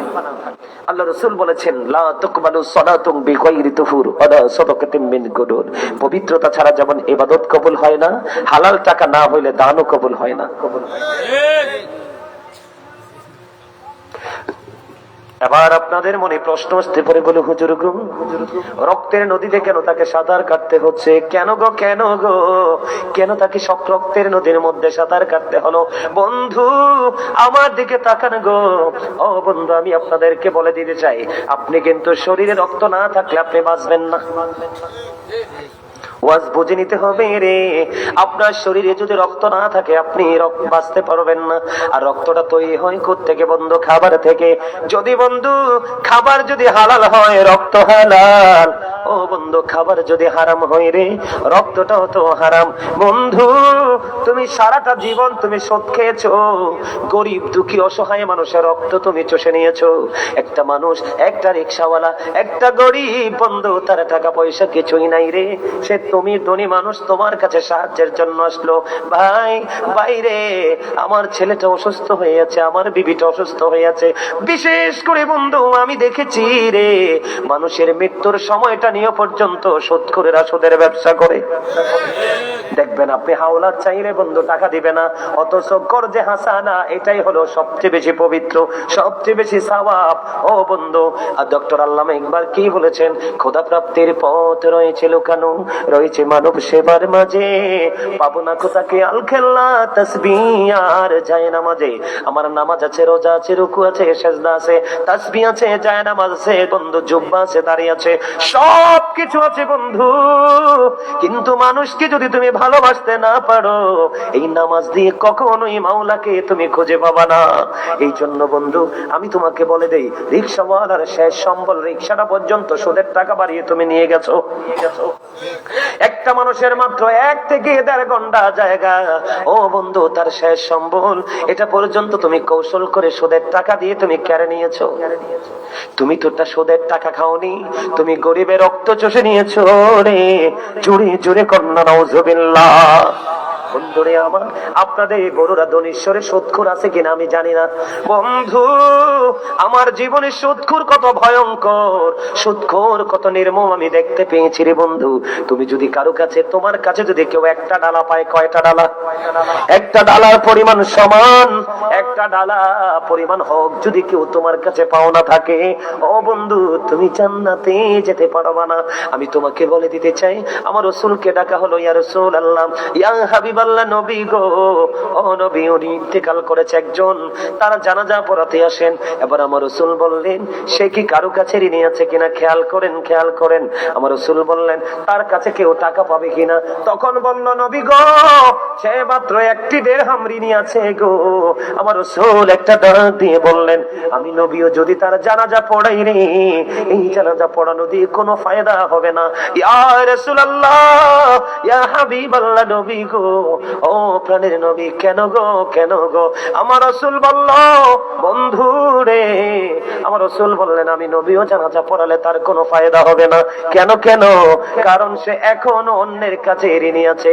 এই ঋণ যতক্ষণ না পর্যন্ত পরিশোধ না হবে, আমি নবী তার জানাজা পড়াবো না। হযরতে আবু কাতাদা রাদিয়াল্লাহু তাআলা আনহু তিনি বললেন, ইয়া রাসূলুল্লাহ, আমি তার ঋণ পরিশোধ করে দিব, আমি 1টি দিরহাম আমি নবী পরিশোধ করে দিব গো। যখন তিনি বললেন, প্রতিশ্রুতি দিলেন, তারপরে আমার রাসূল তার জানাজা পড়াতে রাজি হয়। জোরে জোরে কন্যা একবার আল্লাহু আকবার। সুদ যারা খায়, ও বন্ধু সুদ যারা খায়, আমার দিকে তাকান, সুদ যারা খায় তারাও পাপী, সুদ যারা দেয় তারাও পাপী। সুদের টাকায় বন্ধু সুদের স্ট্যাম্প যিনি লেখে উনিও পাপী। ও বন্ধু সুদের মাধ্যমে দেখবেন সুদখোরের কিন্তু একটা গুপ্ত লাঠিয়াল বাহিনী থাকে। আমার কথা কয় না কেন? সমাজের মধ্যে গুপ্ত লাঠিয়াল বাহিনী থাকে কি থাকে না? আরো জোরে বলেন না। ওয়ালাইকুম আসসালাম। আসেন বসেন, আসেন এদিকে এসে বসেন, এদিকে চলে আসেন, বসেন, এখানে বসেন। বন্ধু আমি আপনাদেরকে বলে দিতে চাই, সুদখোরের বা অপরাধীদের লাঠিয়াল বাহিনী থাকে কি থাকে না? আমার কথা কয় না। আপনাদের কথা জোর নাই গায়ে? আর জোরে, আপনাদের গায়ে জোর নাই? তো জোর থাকলে কথা বলেন না কেন? লাঠিয়াল বাহিনী থাকে কি থাকে না? এটি আমার ব্যক্তিগত মন গড়া কথা নয় রে। ও বন্ধু, আমার রাসূল জানিয়ে দিয়েছে। আমার দিকে তাকান। আমার রাসূল বলেছে, বন্ধু, যিনি সুদ খায়, যিনি সুদ দেয়, যিনি সুদের সাক্ষী হয়, যিনি সুদের টাকা কালেকশন করে টাকা না দিলে লাঠিয়াল বাহিনী। বন্ধু, আপনারা কয়েক মাস আগে দেখেছেন কিনা ময়মনসিংহে মসজিদের এক ইমাম সাহেব, আপনারা দেখেছেন কিনা জানি না, যুবক তোমরা দেখেছো কিনা জানি না, এক মহিলা, ও বন্ধু, জীবন জীবিকার জন্য ঢাকা শহরে পড়ে আছে, কাজ করে খায়। ওই মহিলা বিপদে পড়েছে, হুজুর থেকে টাকা এনেছে। বন্ধু, সে টাকাটা সুদ হিসাবে নিয়ে মহিলা টাকা দিতে পারে না, মহিলার ঘর ভেঙ্গে চুরে নিয়ে গেছে। আপনাদের কারো চোখে কি ভিডিওটা পড়ে নাই? পড়ছেনি? বন্ধু, সুদ যারা খায়, সুদ যারা দেয়, সুদের সাথে সম্পৃক্ত যারা প্রত্যক্ষ এবং পরোক্ষ ভাবে, বন্ধু, কাছে থেকে দূর থেকে যে যেইভাবে করুক না কেন, বন্ধু, সবাই সমান অপরাধী। জোরে জোরে কন্যা নাউজুবিল্লাহ। আপনি দেখবেন বন্ধু, সুদ করো যারা যারা সুদের টাকা খায়, আপনি তাদের কাছে টাকা হাওলা চাইলে কিন্তু পাবেন না। কথা বলে না কেন? বলবে, বাইরে ভাই আমার কাছে টাকা নাই। এলাকার মধ্যে কিছু দুষ্ট নারী থাকে, কথা কয় না কেন? ছেলে বিদেশে আছে অথবা স্বামী ভালো টাকা ইনকাম করে কিছু টাকা আছে, টাকা বাড়ানোর জন্য সে সুদে টাকা লাগায়। আপনি আপনার বিবিকে পাঠিয়ে দিবেন, অমুকের বিবির কাছে যাও না, কয়টা টাকা হাওলাত নিয়ে আসো, কয়দিন পরে দিয়ে দিব। সে বলবে, বুবু গো, আমার কাছে কোনো টাকা নাই। কিন্তু পরের বার যখন আপনি ফিরে যাবেন, ওখানে গিয়ে যখন বলবেন, বুবু, তোমাকে মাস শেষে আমি একটু ইন্টারেস্ট দিব, দেখবেন টাকা বলবে আমার কাছে নাই, আমার বড় বোনের কাছে আছে। কথা বলে না কেন? আর জোরে বলেন না। বন্ধু, এইরকম কৌশল করে আপনারা থেকে তারা শোধ নেই রে। ও বন্ধু, রাসূল বলে দিলেন, তাদের ঠিকানা হলো রক্তের নদী। কিসের নদী? আপনারা বলেন, রক্তের মধ্যে দুর্গন্ধ কয় না সুঘ্রাণ? আরো জোরে বলে। আমরা কুরবানির ঈদের দিনে যখন গরু জবাই করি, রক্তগুলো কিন্তু নারী বুড়িগুলো, ও বন্ধু, আমরা মাটির নিচে বন্ধ পুঁতে দেই, তারপরেও ব্লিচিং ছিটানো হয়, কারণ এটা জীবাণু ছড়ায়, জীবাণু ছড়ায়। বন্ধু, আমি তোমাদেরকে বলে দেই রে, শোধ করে তো ভয়ঙ্কর হবে। আপনাদেরকে আমি বলে দিই, বন্ধুরে আমার, শোধ করে যখন মৃত্যু হবে কি হবে? কারণ তার আগা থেকে গোড়া পর্যন্ত জীবনের বিচরণের প্রত্যেকটা জায়গা সে নোংরা করে গেছে। বন্ধুরে আমার, ও বন্ধু, সুদখোর যখন ইন্তেকাল করবে, তার প্রাণ পাখিটা যখন কবজ করতে আসবে, বন্ধু, আসমানে থেকে ফেরেশতারা আসার সময় তারা কুদরতি চট নিয়ে আসবে। কি চট বোঝেননি? সালার চট, বেতের চট আছে না নাই? একেবারে পাতলা আসেনি? বন্ধু, কেন গো, কেন গো, ও বন্ধু, ফেরেশতা কেন রে চট নিয়ে আসবে? কারণ চট নিয়ে আসার কারণ হলো, একটা নোংরা, একটা পাপী, একটা জঘন্য লোকের ইন্তেকালের করার পরে তার দেহ থেকে যখন প্রাণ পাখিটা বের করা হয়, হাদিস শরীফের মধ্যে এসেছে রে, তার এই প্রাণ পাখি যখন বের করা হয়, রুহুটা বন্ধু বের করার পরে এটা থেকে তো দুর্গন্ধ বের হয়। এই কারণে ফেরেশতারা তাকে কুদরতি চট দিয়ে মুড়িয়ে ফেলে। হাদিস শরীফের মধ্যে এসেছে, এত বেশি দুর্গন্ধময়, গোটা পৃথিবীর সমস্ত প্রাণীগুলো মরার পরে যদি পচে যায়, পচে যদি বন্ধু দুর্গন্ধ হয়ে যায়, সবগুলো প্রাণী পচে যে দুর্গন্ধটা বের হবে, এর চাইতে ভয়ঙ্কর দুর্গন্ধ হবে একটা পাপী লোকের, নোংলা লোকের আত্মা। জোরে জোরে কন্যা নাউজুবিল্লাহ। সবচেয়ে বড় ভয়ঙ্কর খবর হলো, ও বন্ধু, ফেরেশতারা যখন নিয়ে যাবে আসমানের দিকে, ফেরেশতারা আসমানের দরজা খুলবে, খোলার পরে দেখবে যেটা পাপী লোকের আত্মা, সঙ্গে সঙ্গে আবার বন্ধু আসমানের দরজা বন্ধ করে দেওয়া হয়। জোরে জোরে কন্যা নাউজুবিল্লাহ। বন্ধুরে আমার, আমি আপনাদেরকে বলে দেই, আমার রাসূল মেরাজে গিয়েছেন, এইটা মেরাজের চাঁদ। কথা বলেন না কেন? এইটা মেরাজের চাঁদ। ও বন্ধু, আমার রাসূল যখন মেরাজে গেলেন, মেরাজে যখন গেল রে, জান্নাত দেখলেন, জাহান্নাম দেখলেন। আমার দিকে তাকান, কি দেখলেন? জান্নাত দেখলেন, জাহান্নাম দেখলেন। বন্ধু, দুটোই দেখলেন, জান্নাত দেখলেন, জাহান্নাম দেখলেন। আমার রাসূল যখন বন্ধু জান্নাতের দিকে নজর দিল, জান্নাতের দিকে নজর দিয়ে চাইয়া দেখে, জান্নাতের মধ্যে, ও বন্ধু, গরিব মানুষ আর পুরুষ সংখ্যা বেশি। আপনারা তো দেখি আমার ওয়াজটা বুঝতেছেন না, তো যদি বুঝতেন তাইলে সুবহানাল্লাহ বলেন না কেন? আরে আরে ধরে, আরে ধরে। জান্নাতের মধ্যে কোন লোকের সংখ্যা বেশি? পুরুষ লোকের সংখ্যা বেশি আর গরিবের সংখ্যা বেশি, কারণ দুনিয়ার মধ্যে যত দুঃখ পায় সব বন্ধু গরিবরা ভোগ করে। কথা বলেন না কেন? সামাজিক থেকে রাজনীতিক প্রত্যেকটা প্রতিহিংসার শিকার কিন্তু অসহায় মানুষগুলো হয়। বন্ধু, এই দুঃখ নেমে আসে গরিব মানুষের জীবনে সমাজের ক্যারেক্টারলেস রিচ ম্যানদের কারণে, তার মানে চরিত্রহীন ধনী মানুষগুলোর কারণে। কথা বলেন না কেন? আপনার সমাজের মধ্যে সবচেয়ে বেশি দামি বাড়ি আছে একটা, কিন্তু ওই লোকটা সবাই জানে ধনী, কিন্তু তার টাকাগুলো বন্ধু কালো টাকা। কালো টাকা, এটা কি চরিত্রবান না চরিত্রহীন? এটা ক্যারেক্টারলেস পারসন, কারণ সে কখনোই অন্যের সুখ চাইবে না, সে চাইবে শুধু তার নিজের সুখ। এই জন্য বন্ধু গরিবরা জান্নাতে বসবাস করার বছর পার হয়ে যাবে 500 বছর, ওই সুদখোর ঘুষখোর চিটার বাজপার ও বন্ধু পরের হক যারা লুণ্ঠন করেছে ওই মানুষগুলো এখনো পর্যন্ত হিসাবের জন্য দাঁড়ায় থাকবে, অথচ গরিব মানুষগুলোর জান্নাতে বসবাসের বয়স পার হয়ে গেল 500 বছর। জোরে জোরে বলেন না সুবহানাল্লাহ, আর জোরে বলেন না সুবহানাল্লাহ। বন্ধুরে এবার আমার রাসূল বন্ধু জাহান্নামের দিকে নজর দিলেন, জাহান্নামের দিকে নজর দিলেন, জাহান্নামের দিকে নজর দিয়ে চেয়ে দেখে রে জাহান্নামের মধ্যে ও বন্ধু ধনী ধনী মানুষ আর বন্ধু মহিলার সংখ্যা বেশি। জোরে জোরে কন্যা নাউজুবিল্লাহ। বন্ধু ঘরে ঘরে ঝগড়া লাগায় মহিলারা, বিয়ের পরে শ্বশুর শাশুড়ের ভাত উঠায় মহিলারা। কথা কন্যা কেন? ভাই ভাই ঝগড়া লাগায় মহিলারা, ও বন্ধু বেপরদায় চলে মহিলারা। কথা বলেন না? মা বাবা সভ্য হওয়ার কারণে উপযুক্ত যুবতী মেয়ে রাস্তায় রাস্তায় চলে, ও বন্ধু পুরুষদের কাছে তো রাস্তায় চলা, কাজ করবে মাঠে ঘাটে দোকানে রাস্তায় কোম্পানিতে, বন্ধু জীবন জীবিকার জন্য মাঠে মাঠে হাঁটবে। কিন্তু বন্ধু মা বোনদেরকে আমি ছোট করে বলছি না বন্ধু, বাস্তবতা বলছি। এখনকার মেয়েরা ম্যাক্সিমামে দেখবেন প্যান্ট পরে হাঁটে। আমি বন্ধু আমার ফ্যামিলির মার্কেটিং সব সময় আমি করি, মার্কেটে যখন যাই পুরুষের কাপড় কয়েকটা, একটা লুঙ্গি, একটা শার্ট, একটা গেঞ্জি, একটা প্যান্ট, একটা পাঞ্জাবি, এই তো বন্ধু। মার্কেটে তুমি গিয়ে দেখো রে নারীদের 1 পিস 2 পিস 3 পিস 4 পিসের শেষ নাই। কথা বলেন না কেন? জামদানি শেষ নাই, টাঙ্গাইল শাড়ি শেষ নাই, ও বন্ধু ইন্ডিয়ান শাড়ি, জর্জেট শাড়ি, কত রকমের শাড়ি। এরপরেও কেন গো তোমরা পুরুষের ছোট্ট ছোট্ট কাপড় নিয়ে টানাটানি করো? কথা বলেন না কেন? আরো জোরে বলেন না। বন্ধু সব জায়গায় গেলে দেখবেন সব নষ্টের মূল বন্ধু মহিলারা।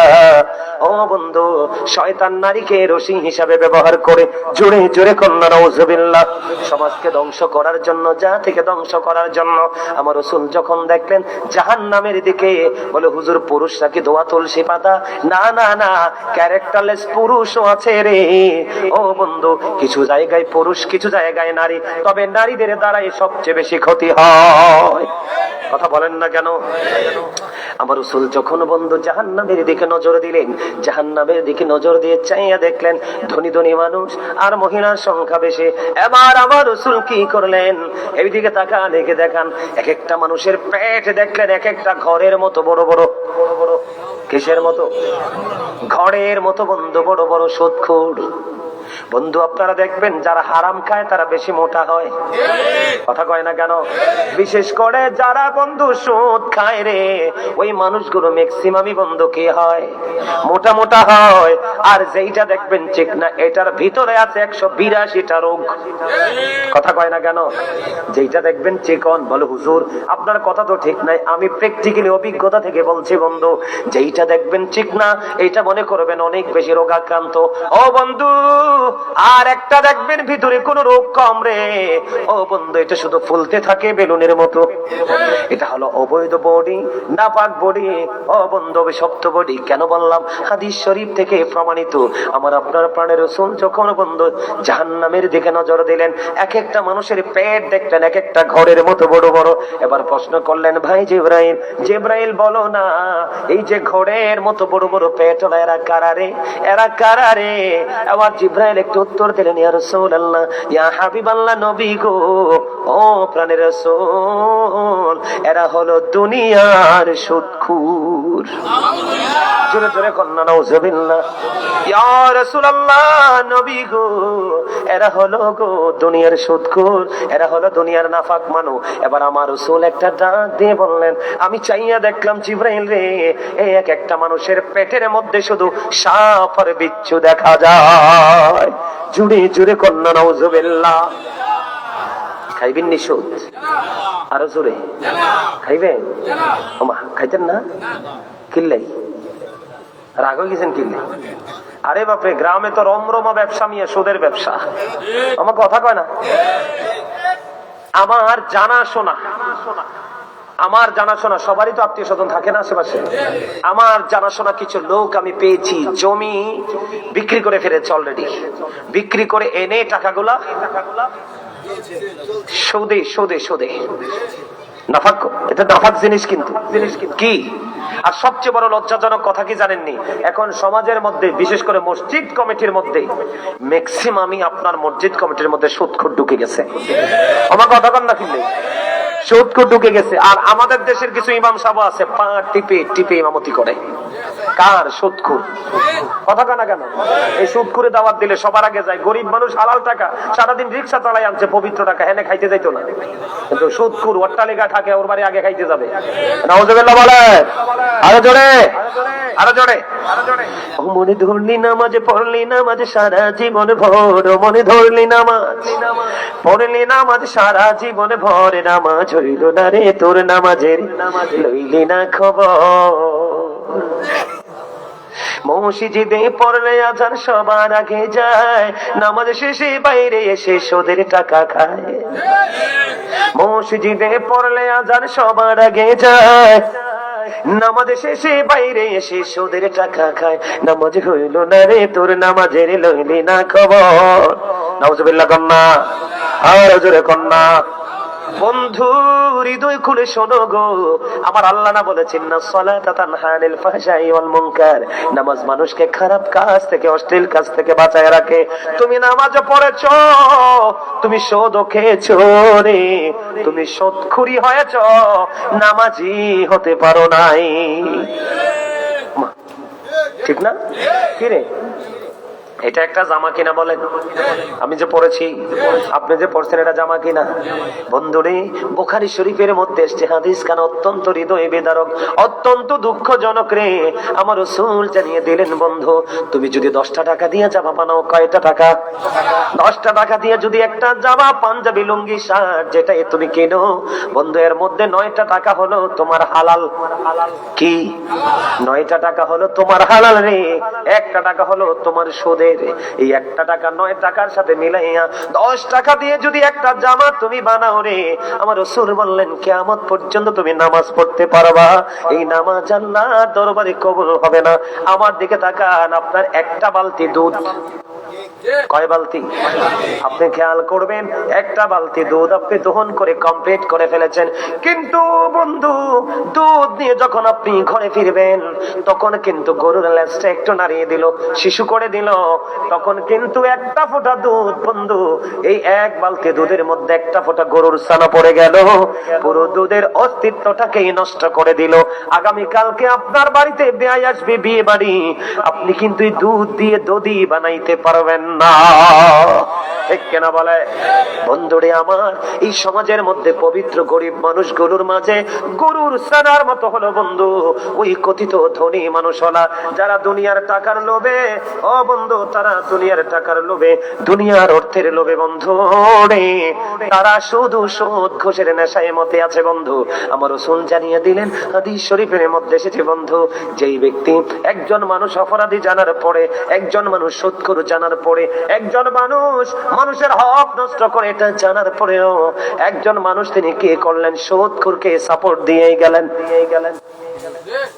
আছে না? কেন? বাজারের দিন একটা মাছ কিনে দেয়, কথা কয় না কেন? গরু যখন বাট্টা দেয় একটু গোস্ত কিনে দেয়, আছে না নাই? এই জন্য রাসূল বলে গেছে, একজন মানুষ অপরাধী জানার পরেও, একটা মানুষ ক্যারেক্টারলেস জানার পরেও, চরিত্রহীন লম্পট জানার পরেও তুমি তাকে শুধু সাপোর্ট দিয়ে যাচ্ছ দুনিয়ার একটু সুবিধার জন্য। আমার রাসূল জানিয়ে দিলেন, তুমি অপরাধী জানার পরেও তারে সাপোর্ট দিয়েছো, কারণ চুরির মাল রাখার জায়গা যদি একদিন না পায় আর জীবনে চুরি করবে না। চোরের চাইতে বড় হলো চোরের থাইব্বল। কথা কন না কেন? আপনি চুরি করে যদি প্রশ্রয় না পান, আগামী দিন চুরি করতে পারবেন না। এই সমাজের মধ্যে দুর্নীতি, এই সমাজের মধ্যে ঘুষ, এই চোরে সমাজের মধ্যে চুরি, এই সমাজের মধ্যে ডাকাতি, এই সমাজের মধ্যে বন্ধু ঘুষ সুদ, এগুলো বেড়েছে একমাত্র প্রশ্রয়দাতার কারণে। এই জন্য আমার রাসূল বলেছেন, অপরাধী জানার পরে প্রশ্রয় দিয়েছো, তুমি যেন মুসলমান থেকে তুমি খারিজ হয়ে গেছো। জুড়ে জুড়ে কন্যা নাউজুবিল্লাহ। সবচেয়ে বড় ভয়ঙ্কর খবর, এই বুড়োরা দনিশ্বরের আমার ভাই, আমার বাবা গো, আমি আমার মা বোনদেরকে ডেকে ডেকে বলতে চাই গো, আমি আপনাদেরকে শুনিয়ে দিতে চাই, ও বন্ধু, এই যে সুদের মাধ্যমে আপনি টাকা জমাচ্ছেন কার জন্য? কথা কয় না? ছেলেমেয়ের জন্য না, কার জন্য? আরো জোরে কর না। আপনি সুদের মাধ্যমে টাকা জমাচ্ছেন বন্ধু, ছেলে মেয়ের জন্য, তাই তো? ও বন্ধু আমার, এটা হাদিস না যে এক সাইডে ফেলে দিবেন। সূরা আলে ইমরান 185 নম্বর আয়াতের শেষ অংশে আমার আল্লাহ বলেছেন, ওয়ামাল হায়াতুদ দুনিয়া ইল্লা মাতাউল গুরুর। এই দুনিয়ার জিন্দেগি, দুনিয়ার হায়াত একটা ধোঁকা। কেন ধোঁকা? কারণ তুমি হালাল পথ ছেড়ে তুমি হারাম পথে টাকা উপার্জন করেছো বন্ধু। শুধু তাই নয় রে, আমার দিকে তাকান, কোরআন শরীফের 19 পারা সূরা শুআরা 88 নম্বর আয়াতে আমার আল্লাহ বলে দিয়েছেন, ইয়াউমা লা ইয়ানফাউ মালু ওয়ালা বানুন। আমার আল্লাহ কি বলেছে বন্ধু, খেয়াল করেন। সূরা আলে ইমরানে বলছে, তুমি ধোঁকার মধ্যে আছো, তুমি তোমার হায়াতটা নিয়ে ধোঁকা করতেছো। কথা বল না কেন? এরপরে কোরআন শরীফের 19 পারা সূরা শুআরার 88 নম্বর আয়াতে আমার আল্লাহ বলে দিয়েছেন, ইয়াউমা লা ইয়ানফাউ মালু ওয়ালা বানুন। কিয়ামতের দিন তোমার ধন সম্পদ সন্তান সন্ততি কোনটাই তোমার কোনো কাজে আসবে না। জোরে জোরে কন্না নাউজুবিল্লাহ। আপনি সুদ খাইয়া জোগাই দিয়ে গেছেন, কিন্তু এটা খাচ্ছে কে? আপনার সন্তান। এরা কিন্তু জবাব দিবে না, জবাব কিন্তু আপনাকে দিতে হবে। কাকে? কথা বলেন না কেন? এখনকার ম্যাক্সিমাম ছেলে মেয়ে বেয়াদ্দপ। আমার কথা কয় না কেন জানেননি? দোষ বাবা মা। কার? আরো জোরে বলেন, দোষ কার? আরো জোরে। দোষ বাবা মার। আমি আজকে একটু বাবা মার দায়িত্ব কর্তব্য নিয়ে আমি একটু কথা বলবো। কথা কোনো দরকার আসেনি? একবারে নষ্ট হয়ে গেছে পুরো দেশ। শুধু আপনাদের বড়রা ধনেশ্বর না, সারা বাংলাদেশের একই অবস্থা। এক এক জায়গায়, এক এক জেলা, প্রতিদিনই এক একটা জেলায় যেতে হয়, এক একটা থানায় যেতে হয়। প্রতিদিনই দৌড়াচ্ছি, প্রতিদিনই দেখতে পাচ্ছি নতুন নতুন বিপর্যয়। জোরে কর নাউজুবিল্লাহ। আরে আরো জোরে বলেন না নাউজুবিল্লাহ। তাহলে সুদ খাবেননি, সুদের টাকা দিয়ে জামা কিনবেননি, সুদখোরকে সাপোর্ট দিবেননি। আরো জোরে। মসজিদের সভাপতি হোক, সেক্রেটারি হোক, মোতোয়াল্লি হোক, আর যেইটাই হোক, সুদখোর যদি হয় পিটা দিবেননি, দিবেননি? সে একজন, কয়জন? আর আপনারা সমাজে আছেন 99 জন। কতজন? একযোগে সবাই তাকে বয়কট করবেন। আর যেই ইমাম সাহেব দেখবেন সুদখোরের পা টিপে, বেতনটার লাগে, ভালো খাওয়ানোর লাগে, এটারে একবার টোটালি কি করে দিবেন? এই আমার দিকে তাকান। যে ইমাম সাহেব কোন ব্যক্তির উপরে ডিপেন্ড করে ইমামতি করে, তার নামাজও হবে না, মুসল্লিদের নামাজও হবে না। প্রত্যেকটা মসজিদের ইমাম সাহেব যদি কি হতো, সচেতন হতো, কি হতো? আরো যেরকম আমার জীবনে যতগুলো মসজিদে নামাজ পড়াইছি, আমি কারো বাড়িতে এক গ্লাস পানিও খাই নাই। আপনারা জানেন কিনা জানি না, কারো বাড়িতে আমি এক গ্লাস পানি আমার জীবনে ইমামতির বয়সে খাই নাই। কারণ আমার জীবনে পাঞ্জেকানার ইমামতি করতে হয় না, নিজের বাড়ির মসজিদে নামাজ পড়াইতাম, আজান দিতাম। কিন্তু যত জীবনে দায়িত্ব পালন করেছি, জুমা এগুলাই দায়িত্ব পালন করেছি। জীবনে কেউ বলতে পারবে না যে গাজী সুলাইমান আল কাদরি ইমামতি করতে এসে কারো বাড়িতে কোনোদিন খাবার খাইছে। আমি বলছি আপনি আমার দোয়ার জন্য নিয়ে যান, আপনি 1 ঘন্টার জায়গায় 1 ঘন্টা 20 মিনিট বসে থাকবো, কিন্তু খাবারের কথা কইলে আমি। কারণ সাইয়্যিদুল আইয়াম, শ্রেষ্ঠ দিন হলো জুম্মার দিন, ফ্রাইডে। ফ্রাইডে। আমার রাসূল বলেছেন আল জুমআতু ইলাল জুমআ, এক জুমা থেকে আরেক জুমার মাঝখানে যে গ্যাপে যে গুনাহ হয়, দুই দিকের জুমার কারণে একটি সপ্তাহের গুনার কাফারা হয়ে যায়। আমি কিভাবে বুঝবো এটা সুদখোরের ঘর না ভালো মানুষের ঘর? কথা বলেন না কেন? আর মনে রাখবেন, সমাজের ক্রিমিনাল গুলো অত্যন্ত মিষ্টভাষী হয়। সমাজের ক্রিমিনাল গুলো, অপরাধী গুলো অত্যন্ত মিষ্টভাষী হয়। আর যারা সত্যবাদী তারা কিন্তু কখনো রাগ কখনো খুশি। কথা বুঝে না? যে দেখবেন আপনার লোক হিসাবে বলছে না, রাগ হয়ে গেছে, একদম হট হয়ে গেছে, মনে করবেন এটাই সলিড লোক। আর যেটা দেখবেন অপরাধী বলার পরেও মিষ্টি মিষ্টি হেসেছে, মনে করবেন এটা ধারালো তলোয়ার। কথা বল না কেন? আমার যে ওয়াজ গুলো এক একটা লাইন ব্রেইনে সেট আপ দিয়ে বাস্তব জীবনে চলেন, একটা একটা করে হারে হারে আপনি প্র্যাকটিক্যালি প্রমাণ পাবেন। এতক্ষণ এই কথাগুলো বললাম, আমরা ইসলামের রঙে রঙিন হতে পারিনি, রাসূলকে ফলো করতে পারিনি, এজন্য। কথা বলেন না কেন? এবার আসেন, এই সুদ দিয়ে আর ওয়াজ করবো না, বেশি করলে ভুলে যাবেন। যেটুকু করছি মনে থাকবে তো? আরো জোরে, আরো জোরে। বন্ধু আমার দিকে তাকান, এবার আমি আপনাদেরকে কি বলে দিতে চাই। বন্ধু, এই সমাজের মধ্যে বন্ধু বাবার বাড়ির সম্পদ নিয়ে মারামারি কাটাকাটি শুরু হয়ে গেছে, খুনোখুনি হয়ে গেছে। আমাদের দেশে অনেক বাবা মা আছে, একটা ছেলের একরকম দেখে আরেকটার আরেক রকম দেখে। আমার কথা কয় না? আপনাদের ধনেশ্বরে নাই, এই জন্য আপনারা যে কন্যা আমার ধনেশ্বরও আছে। ওমা ওমা মা আই যে ওয়াজ করলাম, আরে কোন মায়ের গুনি ধরি, আরে কথা কন না? হ্যাঁ কি আরে হিরা দিবনি দিত না, ওয়াজ করতাম নি একখানা। হ্যাঁ করতাম নি, আলহামদুলিল্লাহ। কোন আরে ধরে মাইতো না তো, আর মাইতে এলে ধরবেন নি? আরে মারলে মারুক মিয়া, আল্লাহর মায়ের হচ্ছে বড় কঠিন মায়ের। ঠিক করে বলেন?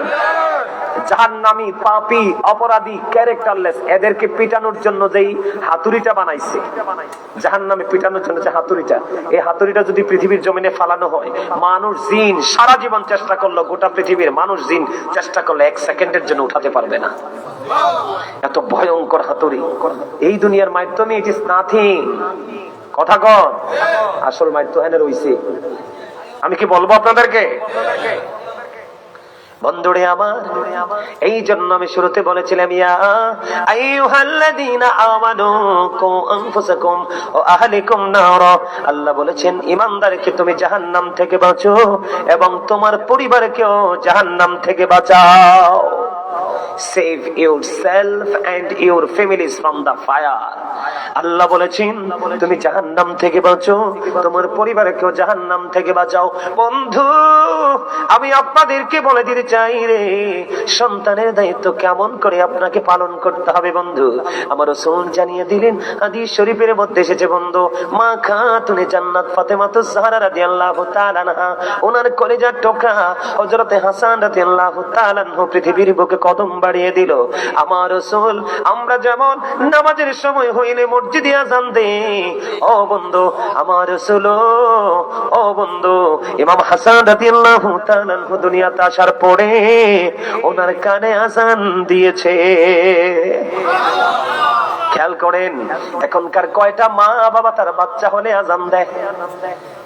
এখনকার ম্যাক্সিমাম ডাক্তার বন্ধু ব্যবসায়িক রোগীর সেবার চিন্তা করে না, এটার চিন্তা করে। কথা কন না কেন? আরো জোরে বলেন, করে কি করে না? ও বন্ধু, আজ থেকে ধরেন 7-8 বছর আগের একটা ঘটনা আমি ছোট্ট করে বলি। একেবারে ছোট্ট কুমিল্লা একটা হসপিটালে আমার একটা ভক্ত তার বাচ্চার ওয়াইফ প্রেগনেন্ট, ডেলিভারির জন্য নিয়ে এসেছে হসপিটালে। ডাক্তার পরীক্ষা করে বলে আপনার বাচ্চাটা উল্টে আছে, নরমালে হবে না, রক্ত দিতে হবে।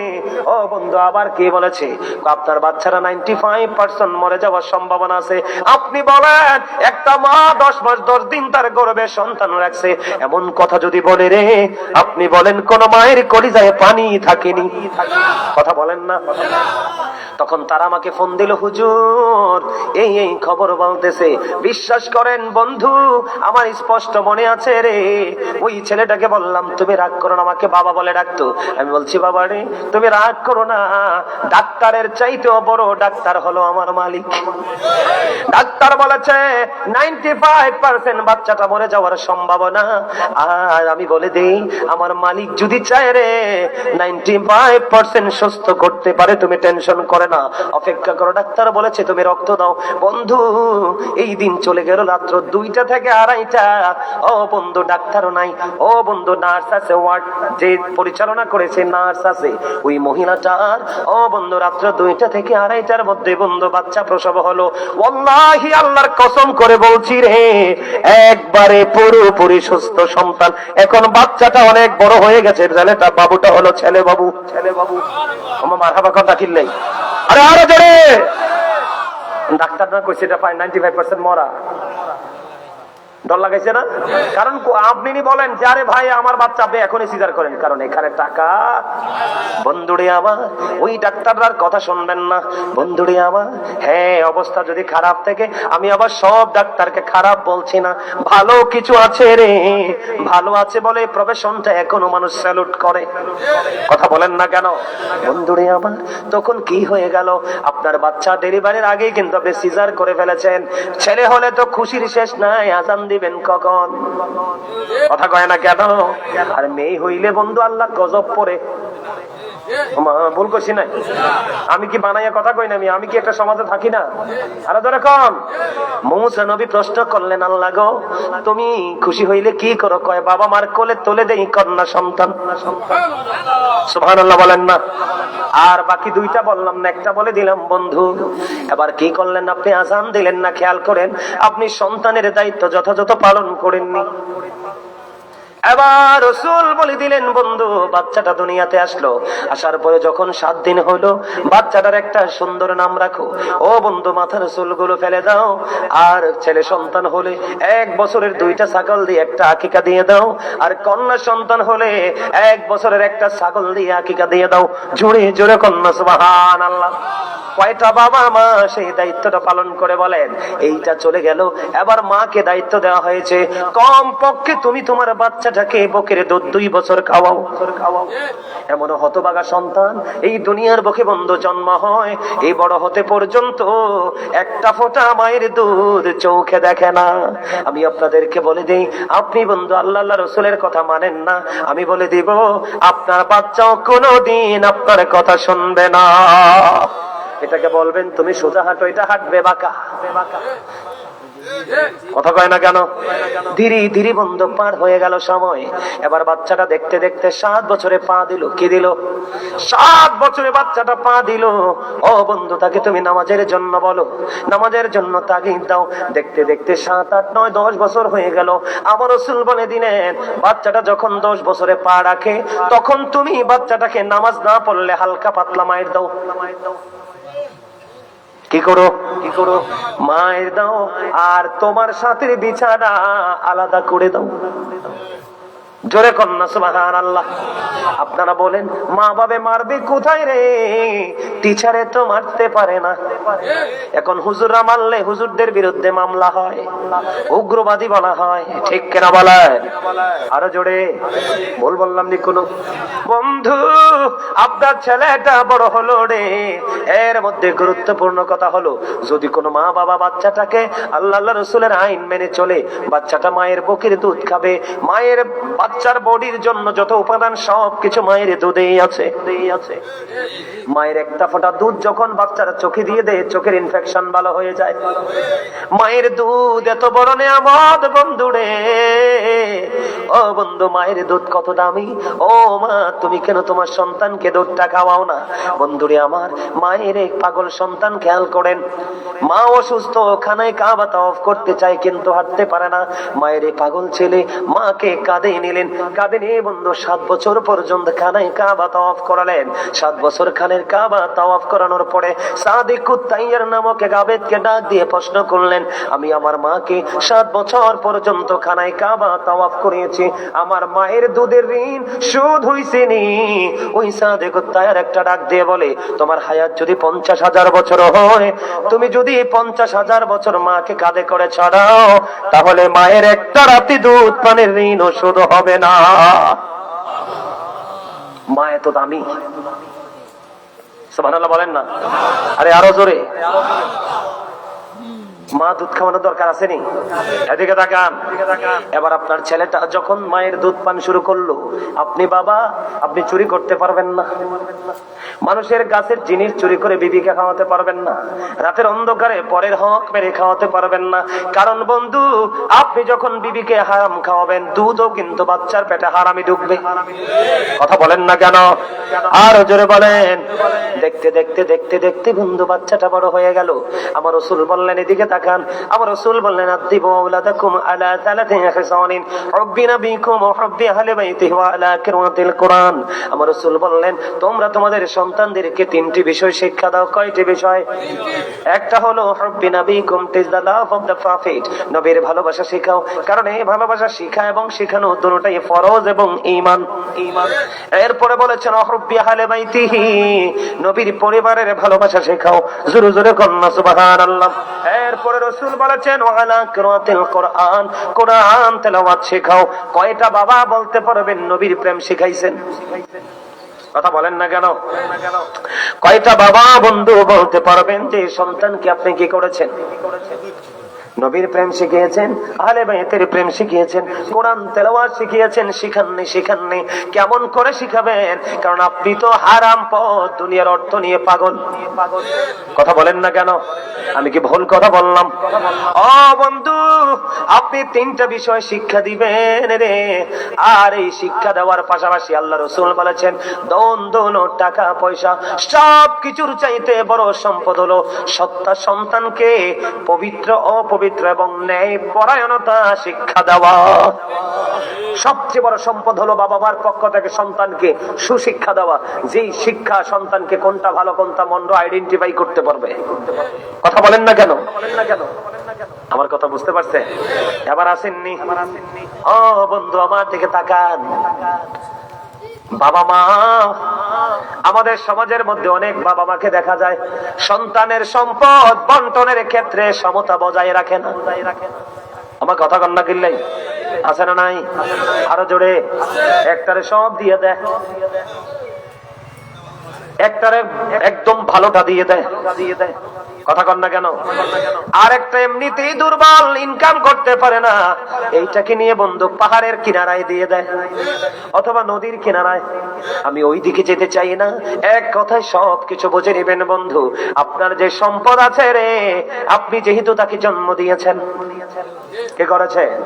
আপনি তাকে জন্ম দিয়েছেন, আপনি তাদের জন্মদাতা পিতামাতা। ও বন্ধু, আপনি তাকে আপনার সম্পদের ক্ষেত্রেও আপনি তাদেরকে সমান করে বন্টন করে দিতে হবে। কি করে? একটা ছেলেকে বেশি, একটা ছেলেকে কম, একটা মেয়েকে বেশি, একটা ছেলেকে একটা মেয়েকে কম, এমন করা যাবে না। তবে হ্যাঁ ও বন্ধু, পৃথিবীর বাবা মার কাছে বড় সন্তান এবং সবচেয়ে ছোট সন্তান থাকে সবচেয়ে প্রিয়। কথা বলেন না কেন?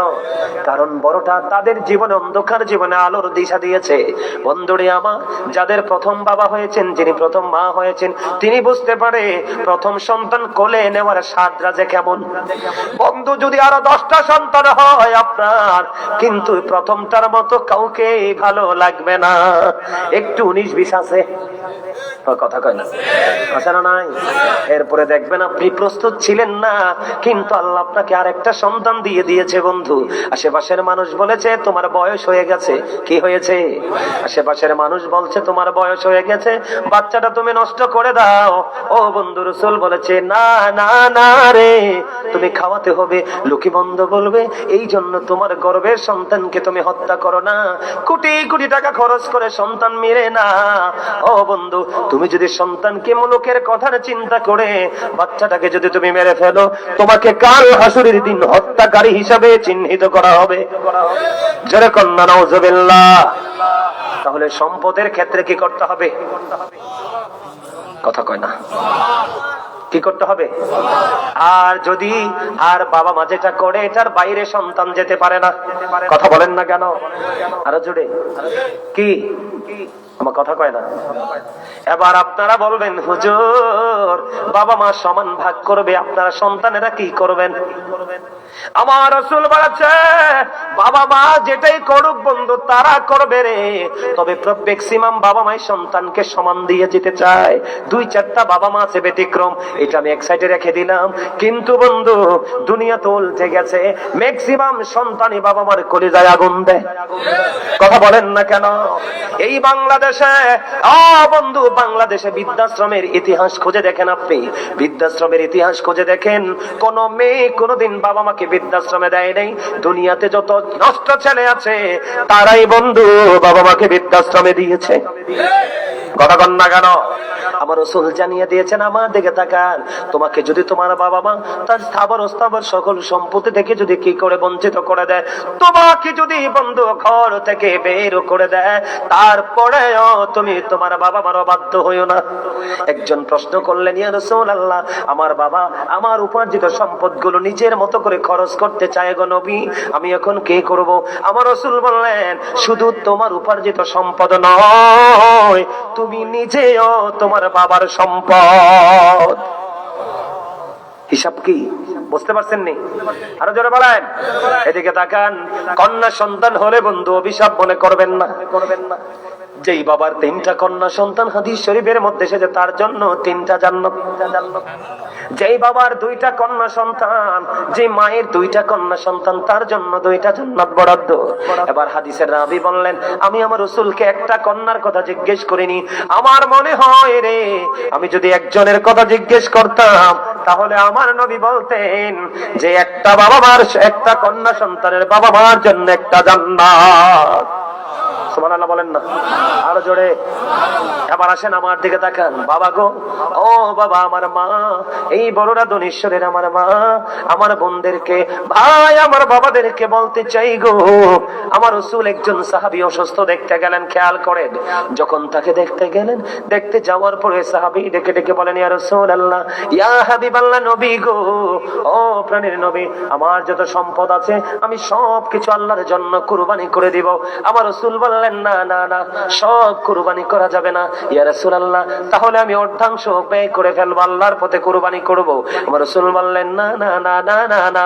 এরপরে বললেন, ইয়া রাসূলুল্লাহ, ইয়া হাবিবাল্লাহ, তাহলে 1/3। রাসূল বললেন, হ্যাঁ হ্যাঁ, তুমি এটা করতে পারো, করতে পারো। সুবহানাল্লাহ বলেন না কেন? দেখেন, সব সম্পত্তি বলতেছে বাবা আল্লাহর রাস্তায় দিয়ে দিব, রাসূল বললেন না, অর্ধেকটা দিয়ে দিব, রাসূল বললেন না, 1/3। রাসূল বলেন, হ্যাঁ, এটা করতে পারো। কেন জানেন? আমার রাসূল বলেছে, তোমার ইন্তেকালের পরে তোমার সন্তান যেন কারো কাছে ভিক্ষা করে যেন বাঁচতে না হয়। কথা বলেন, বুঝেন নাই? তোমার সন্তান তোমার ইন্তেকালের পরে যেন কারো কাছে ভিক্ষা করতে না হয়। আজকে আমি অনুরোধ করে বলবো বন্ধু, তোমরা যারা ইয়াং ছেলেরা, এখনকার ছেলেরা কিন্তু ম্যাক্সিমামই নষ্ট। আগেকার যুগের বন্ধুরা একজনের কোনো ক্ষতি হতে লাগলে বন্ধু আরেকটা ডেকে দূরে সরাই দিত, দোস্ত তুমি এটা করো না, তোমার ক্ষতি হবে। আর এখনকার ছেলেরা 3-4 জন মিলে একটাকে মেরে ফেলে। কথা কন না কেন? আরো জোরে বলেন। আপনারা দেখতেছেন কিনা অনলাইনে আমরা দেখতে পাই। এই জন্য বলছি, যুবক, এখন তোমার রক্ত আছে রে, ও যুবক, তোমার শরীরে শক্ত আছে, আগামী কালকে কেমন হবে, কোনো দুর্ঘটনা হবে না, এটা তুমি গ্যারান্টি দিতে পারবা না। এই জন্য তোমার উপার্জন থেকে যা খাবে, এখান থেকে বন্ধু কিছু আল্লাহ রাস্তায় কুরবানি করবে, আর কিছু তুমি খাবে, অল্প অল্প করে তুমি সঞ্চয় করবে, যেন তোমার সন্তানের তোমার ইন্তেকালের পরে কারো কাছে ভিক্ষা করতে না হয়। ওই সন্তানের পাশাপাশি তোমার বিবি, ও যুবক, যেই স্বামী, যেই বাবা, ও বন্ধু, যে পুরুষ তার বিয়ের পরে, বিয়ের সময় বিবিকে যে মহরানা দেয়, তার মানে কাবিন। কি কাবিন? যেই যুবক বিয়ের পরে তার বিবিকে কাবিন দিবে না, আমার রাসূল বললেন, হাদিস শরীফের মধ্যে এসেছে, বন্ধু, তুমি ইন্তেকাল করে ফেলেছো, কিন্তু তোমার বিবির মহরানা কাবিন তুমি দেওনি। রাসূল বলেছে, কাল হাসুরের দিন তোমাকে জিনা ব্যভিচার কারণে ওলা পুরুষদের কাতারে দাঁড় করানো হবে। জোরে জোরে কন্যা নাউজুবিল্লাহ। হিসাব বুঝছেননি? আর ওয়াজ দরকার আছে নি? আর দরকার নাই। যারা বোঝার এটুকুতে বুঝে গেছেন। সম্পদ, আব্বার চাদর আছে একটা, আমার এই দাদার একটা এক্সাম্পল, আমার কাছে আমার দাদা আছে, আরে উপায় নাই, আমার দাদার কাছে চাদর আছে কয়টা, দাদার ফুট আছে কয়টা, ধরেন না 4টা, কয়টা? এটা কিন্তু কি এটা কিন্তু দাদুর নিজের উপার্জনের টাকায় কিনা। মনে রাখবেন, যদি যোগ্য, দক্ষ, পবিত্র সন্তান হয়, সে বলবে 4টা টুকরা করে আমাকে দাও, 4 জনে 4টা টুকরা নিব, কারণ আমার বাবার স্মৃতি আমিও রাখতে চাই। চাইবে না? এখন বাবা এবং মা বাকি সন্তানগুলোকে সান্ত্বনা দিবে, বাবারে এটা 4টা টুকরা করলে তো তোমরা কেউই ইউজ করতে পারবা না। কি করতে পারবা না? এটা ব্যবহারের অনুপযোগী হয়ে যাবে, তাই তো? কি করতে হবে? বাবা, এটা আমি তার কাছে দিয়ে দিলাম, যে আমার ছোট অথবা বড় সন্তান, আমি তাকে এটা দিয়ে দিলাম। এটার মতো করে 3টা কি করব, কিনে দিব। আর না হয় তোমরা যাকে আমি দিয়েছি সে তোমাদেরকে সাপোর্ট দিবে, তোমরা সহযোগিতা করে, মানে একটা আলোচনার মাধ্যমে কি করতে হবে, সমাধান করতে হবে। বাবা মার এটা দায়িত্ব। আর আমি মনে করি এখনকার মানুষের মৃত্যুর কোনো গ্যারান্টি, হুটহাট করে মরে যায়, যুবক মানুষও মরে যায়। এই জন্য আমি মনে করি যার যতটুকু আছে, সন্তান থাকলে সন্তানদেরকে এখনই এটা কি করে দেওয়া উচিত, বুঝিয়ে দেওয়া উচিত, বন্টন করে দেওয়া উচিত। যেমন আমাদের সমাজের মধ্যে ম্যাক্সিমাম একটা কেওয়াজ লাগে, কেমন? যেমন ধরেন, বাবার তো সব সম্পত্তি একরকম হয় না, হয়নি? এক সময় দেখা যায় জঙ্গলে কিনছে, 2 বছর পরে দেখা যায় এটা মঙ্গল, কারণ রাস্তা হয়ে গেছে। কে হয়ে গেছে? বাবার সন্তান হলো 5 জন বা 4 জন বা 3 জন, জমিটা হলো 1 ঘন্টা, 4 জন ওখানে গিয়ে কি করবে? কিছু করার আসেনি। তো যেই সন্তানটা কি করতে পারে, বাবা যেটাকে ভালো মনে করবে, মা মনে করবে, তাকে এটা দিয়ে দিবে, আর ওইটার হারাহারি করে বাকি সন্তানগুলোকে উনি টাকা দিয়ে দিবে। কথা ঠিক আছে নি? কথা বলেন। আর বাবা মার সম্পদ কিন্তু কখনোই সমান করে ভাগ করা যায় না, যায় না। এজন্য সন্তানকেও বুঝতে হবে, বাবা মাকেও। সম্মানিত উপস্থিতি, আমি ছোট্ট একটা আলোচনা করে শেষ করতে চাই। ছোট্ট একটা আলোচনা, 10 মিনিটও লাগবে না, হুজুর আসতেছে, আমি শেষ করে। এই মিয়া ভাই, হুজুর কি 5 মিনিট পরে আনেন, 5 মিনিট পরে আনেন ওনাকে, 5 মিনিট, জাস্ট 5 মিনিট পরে আনেন। আমার দিকে তাকান। গতকালকে আমি ইয়াতে গেছিলাম, পানিউন্দা গেছিলাম, সিলেট রোডে, সিলেটের মানে একটু আগে। এদিকে তাকান। এই বক্তব্যটা আমার দেওয়া খুব জরুরি। পানিউন্দা যাওয়ার সময় অনেক রাস্তা, তো মোবাইলটা ওপেনিং করলাম, করার পরে আমি দেখতে পেলাম আপনার একটা বেয়াদব, তাকে আমি বেয়াদব ছাড়া ভালো কিছু বলতে পারলাম না। একটা বেয়াদব বলতেছে নবীর চেহারা নাকি আবু জাহেলের চেহারার মতো। আরে জোরে বলেন নাউজুবিল্লাহ। আমার রাসূলের চেহারা কি আবু জাহেলের মতো? আরে জোরে বলেন। এটা আপনি মুসলমান হিসেবে মানবেন? বলতেছে আমার রাসূলের চেহারা, আমার রাসূলের আবু জাহেলও ছিল যেমন, আমার রাসূলও নাকি ছিল তেমন। জোরে কন্না নাউজুবিল্লাহ। আচ্ছা, আমার রাসূলের সাথে কি কাউকে তুলনা করা যায়? এই আজ থেকে 1500 বছর আগে আমার রাসূল বলেছেন, ক্বালা আইয়ুকুম মিসলি, তোমরা কে আছো আমার মতো? কেউ হাত তুলতে পারে নাই। আমার রাসূল বেনজির ও বেমিসাল। কথা বলেন ঠিক না ঠিক? যেই বক্তা, যে বক্তা, এটার বাড়ি নাকি কুয়াকাটা। এটার বাড়ি কই? আমি নামটা ভালো করে জানি নাই, আমার এত ঘৃণা জন্ম হয়েছে তার বক্তব্য শুনে। তার বাড়ি নাকি কুয়াকাটা। আমার দিকে তাকান। আজ থেকে রাসূল বলেছেন 1500 বছর আগে, ক্বালা আইয়ুকুম মিসলি, তোমরা কে আছো আমার মতো? সাহাবায়ে কেরাম হাত তুলতে পারে নাই। তুমি কোন সলিমউদ্দিন? কথা বলেন না কেন? এই আপনি নামাজ পড়েন নাই, আল্লাহ চাইলে মাফ করবে, তার মানে এই না যে পড়া লাগবে না। কিন্তু রাসূলের সাথে বেয়াদবি করবেন, আল্লাহ ছাড় দিবে না। এই ওই বক্তাকে মিন করে বলছি, এখনো সময় আছে, তওবা করো। এখনো সময় আছে, অনুতপ্ত হও। এখনো সময় আছে, অনুশোচনা করো। আল্লাহ, রাসূল এবং ওলিদের সাথে বেয়াদবি করে এই পৃথিবী থেকে কেউ ভালোভাবে বিদায় হতে পারে নাই। ঠিক কিনা বলেন? আর জোরে বলেন। আমার কথা আপনারা একমত কিনা? এই আমার দিকে তাকান। সম্মানিত উপস্থিতি, কোরআন শরীফের 29 পারা সূরা কলামের মধ্যে আল্লাহ বলেছেন, উতুল্লিং বাদা যালিকা জানিম। আল্লাহ বলেছেন, with all that he is a bastard. ওয়ালিদ বিন মুগীর আমার রাসূলের সাথে বেয়াদবি করেছে। আল্লাহ রাগ হয়ে তাকে 10টা গালি দিয়েছে। এর মধ্যে 10 নাম্বার গালি হলো জারজ। আমার রাসূলের সাথে বেয়াদবি আল্লাহ 1 সেকেন্ড সহ্য করে না। তুমি আবু জাহেলের সাথে আমার রাসূলকে কম্পেয়ার করো? নাউজুবিল্লাহ বলেন না। আর জোরে। আমার রাসূলের চেহারা নাকি? আমার রাসূল কি চেহারা বলা যাবে না? চেহারা মোবারক বলতে হবে। রাসূল কি দুনিয়া সবার মতো? এই আমি আপনাদেরকে বলে দিতে চাই, এই মূর্খ বক্তায় জাহেল মার্কা বক্তাকে বলে দিতে চাই, বন্ধু জাবির ইবনে সামুরা রাদিয়াল্লাহু তাআলা আনহু তিনি বলেছেন, পূর্ণিমার চাঁদে আমি আমার রাসূলকে দেখলাম একটা চাদর মুড়ি দিয়েছে। আমি একটা বার পূর্ণিমার চাঁদের দিকে তাকাই, আর একটা বার আমি আমার রাসূলের নূরানী চেহারার মোবারকের দিকে তাকাই। আমি একটা বার পূর্ণিমার চাঁদের দিকে তাকাই, আর একটা বার আমি আমার রাসূলের চেহারা মোবারকের দিকে তাকাই। আমি চাইয়া দেখলাম রে, আমার রাসূলের চেহারা মোবারক পূর্ণিমার চাঁদ চাইতেও সুন্দর।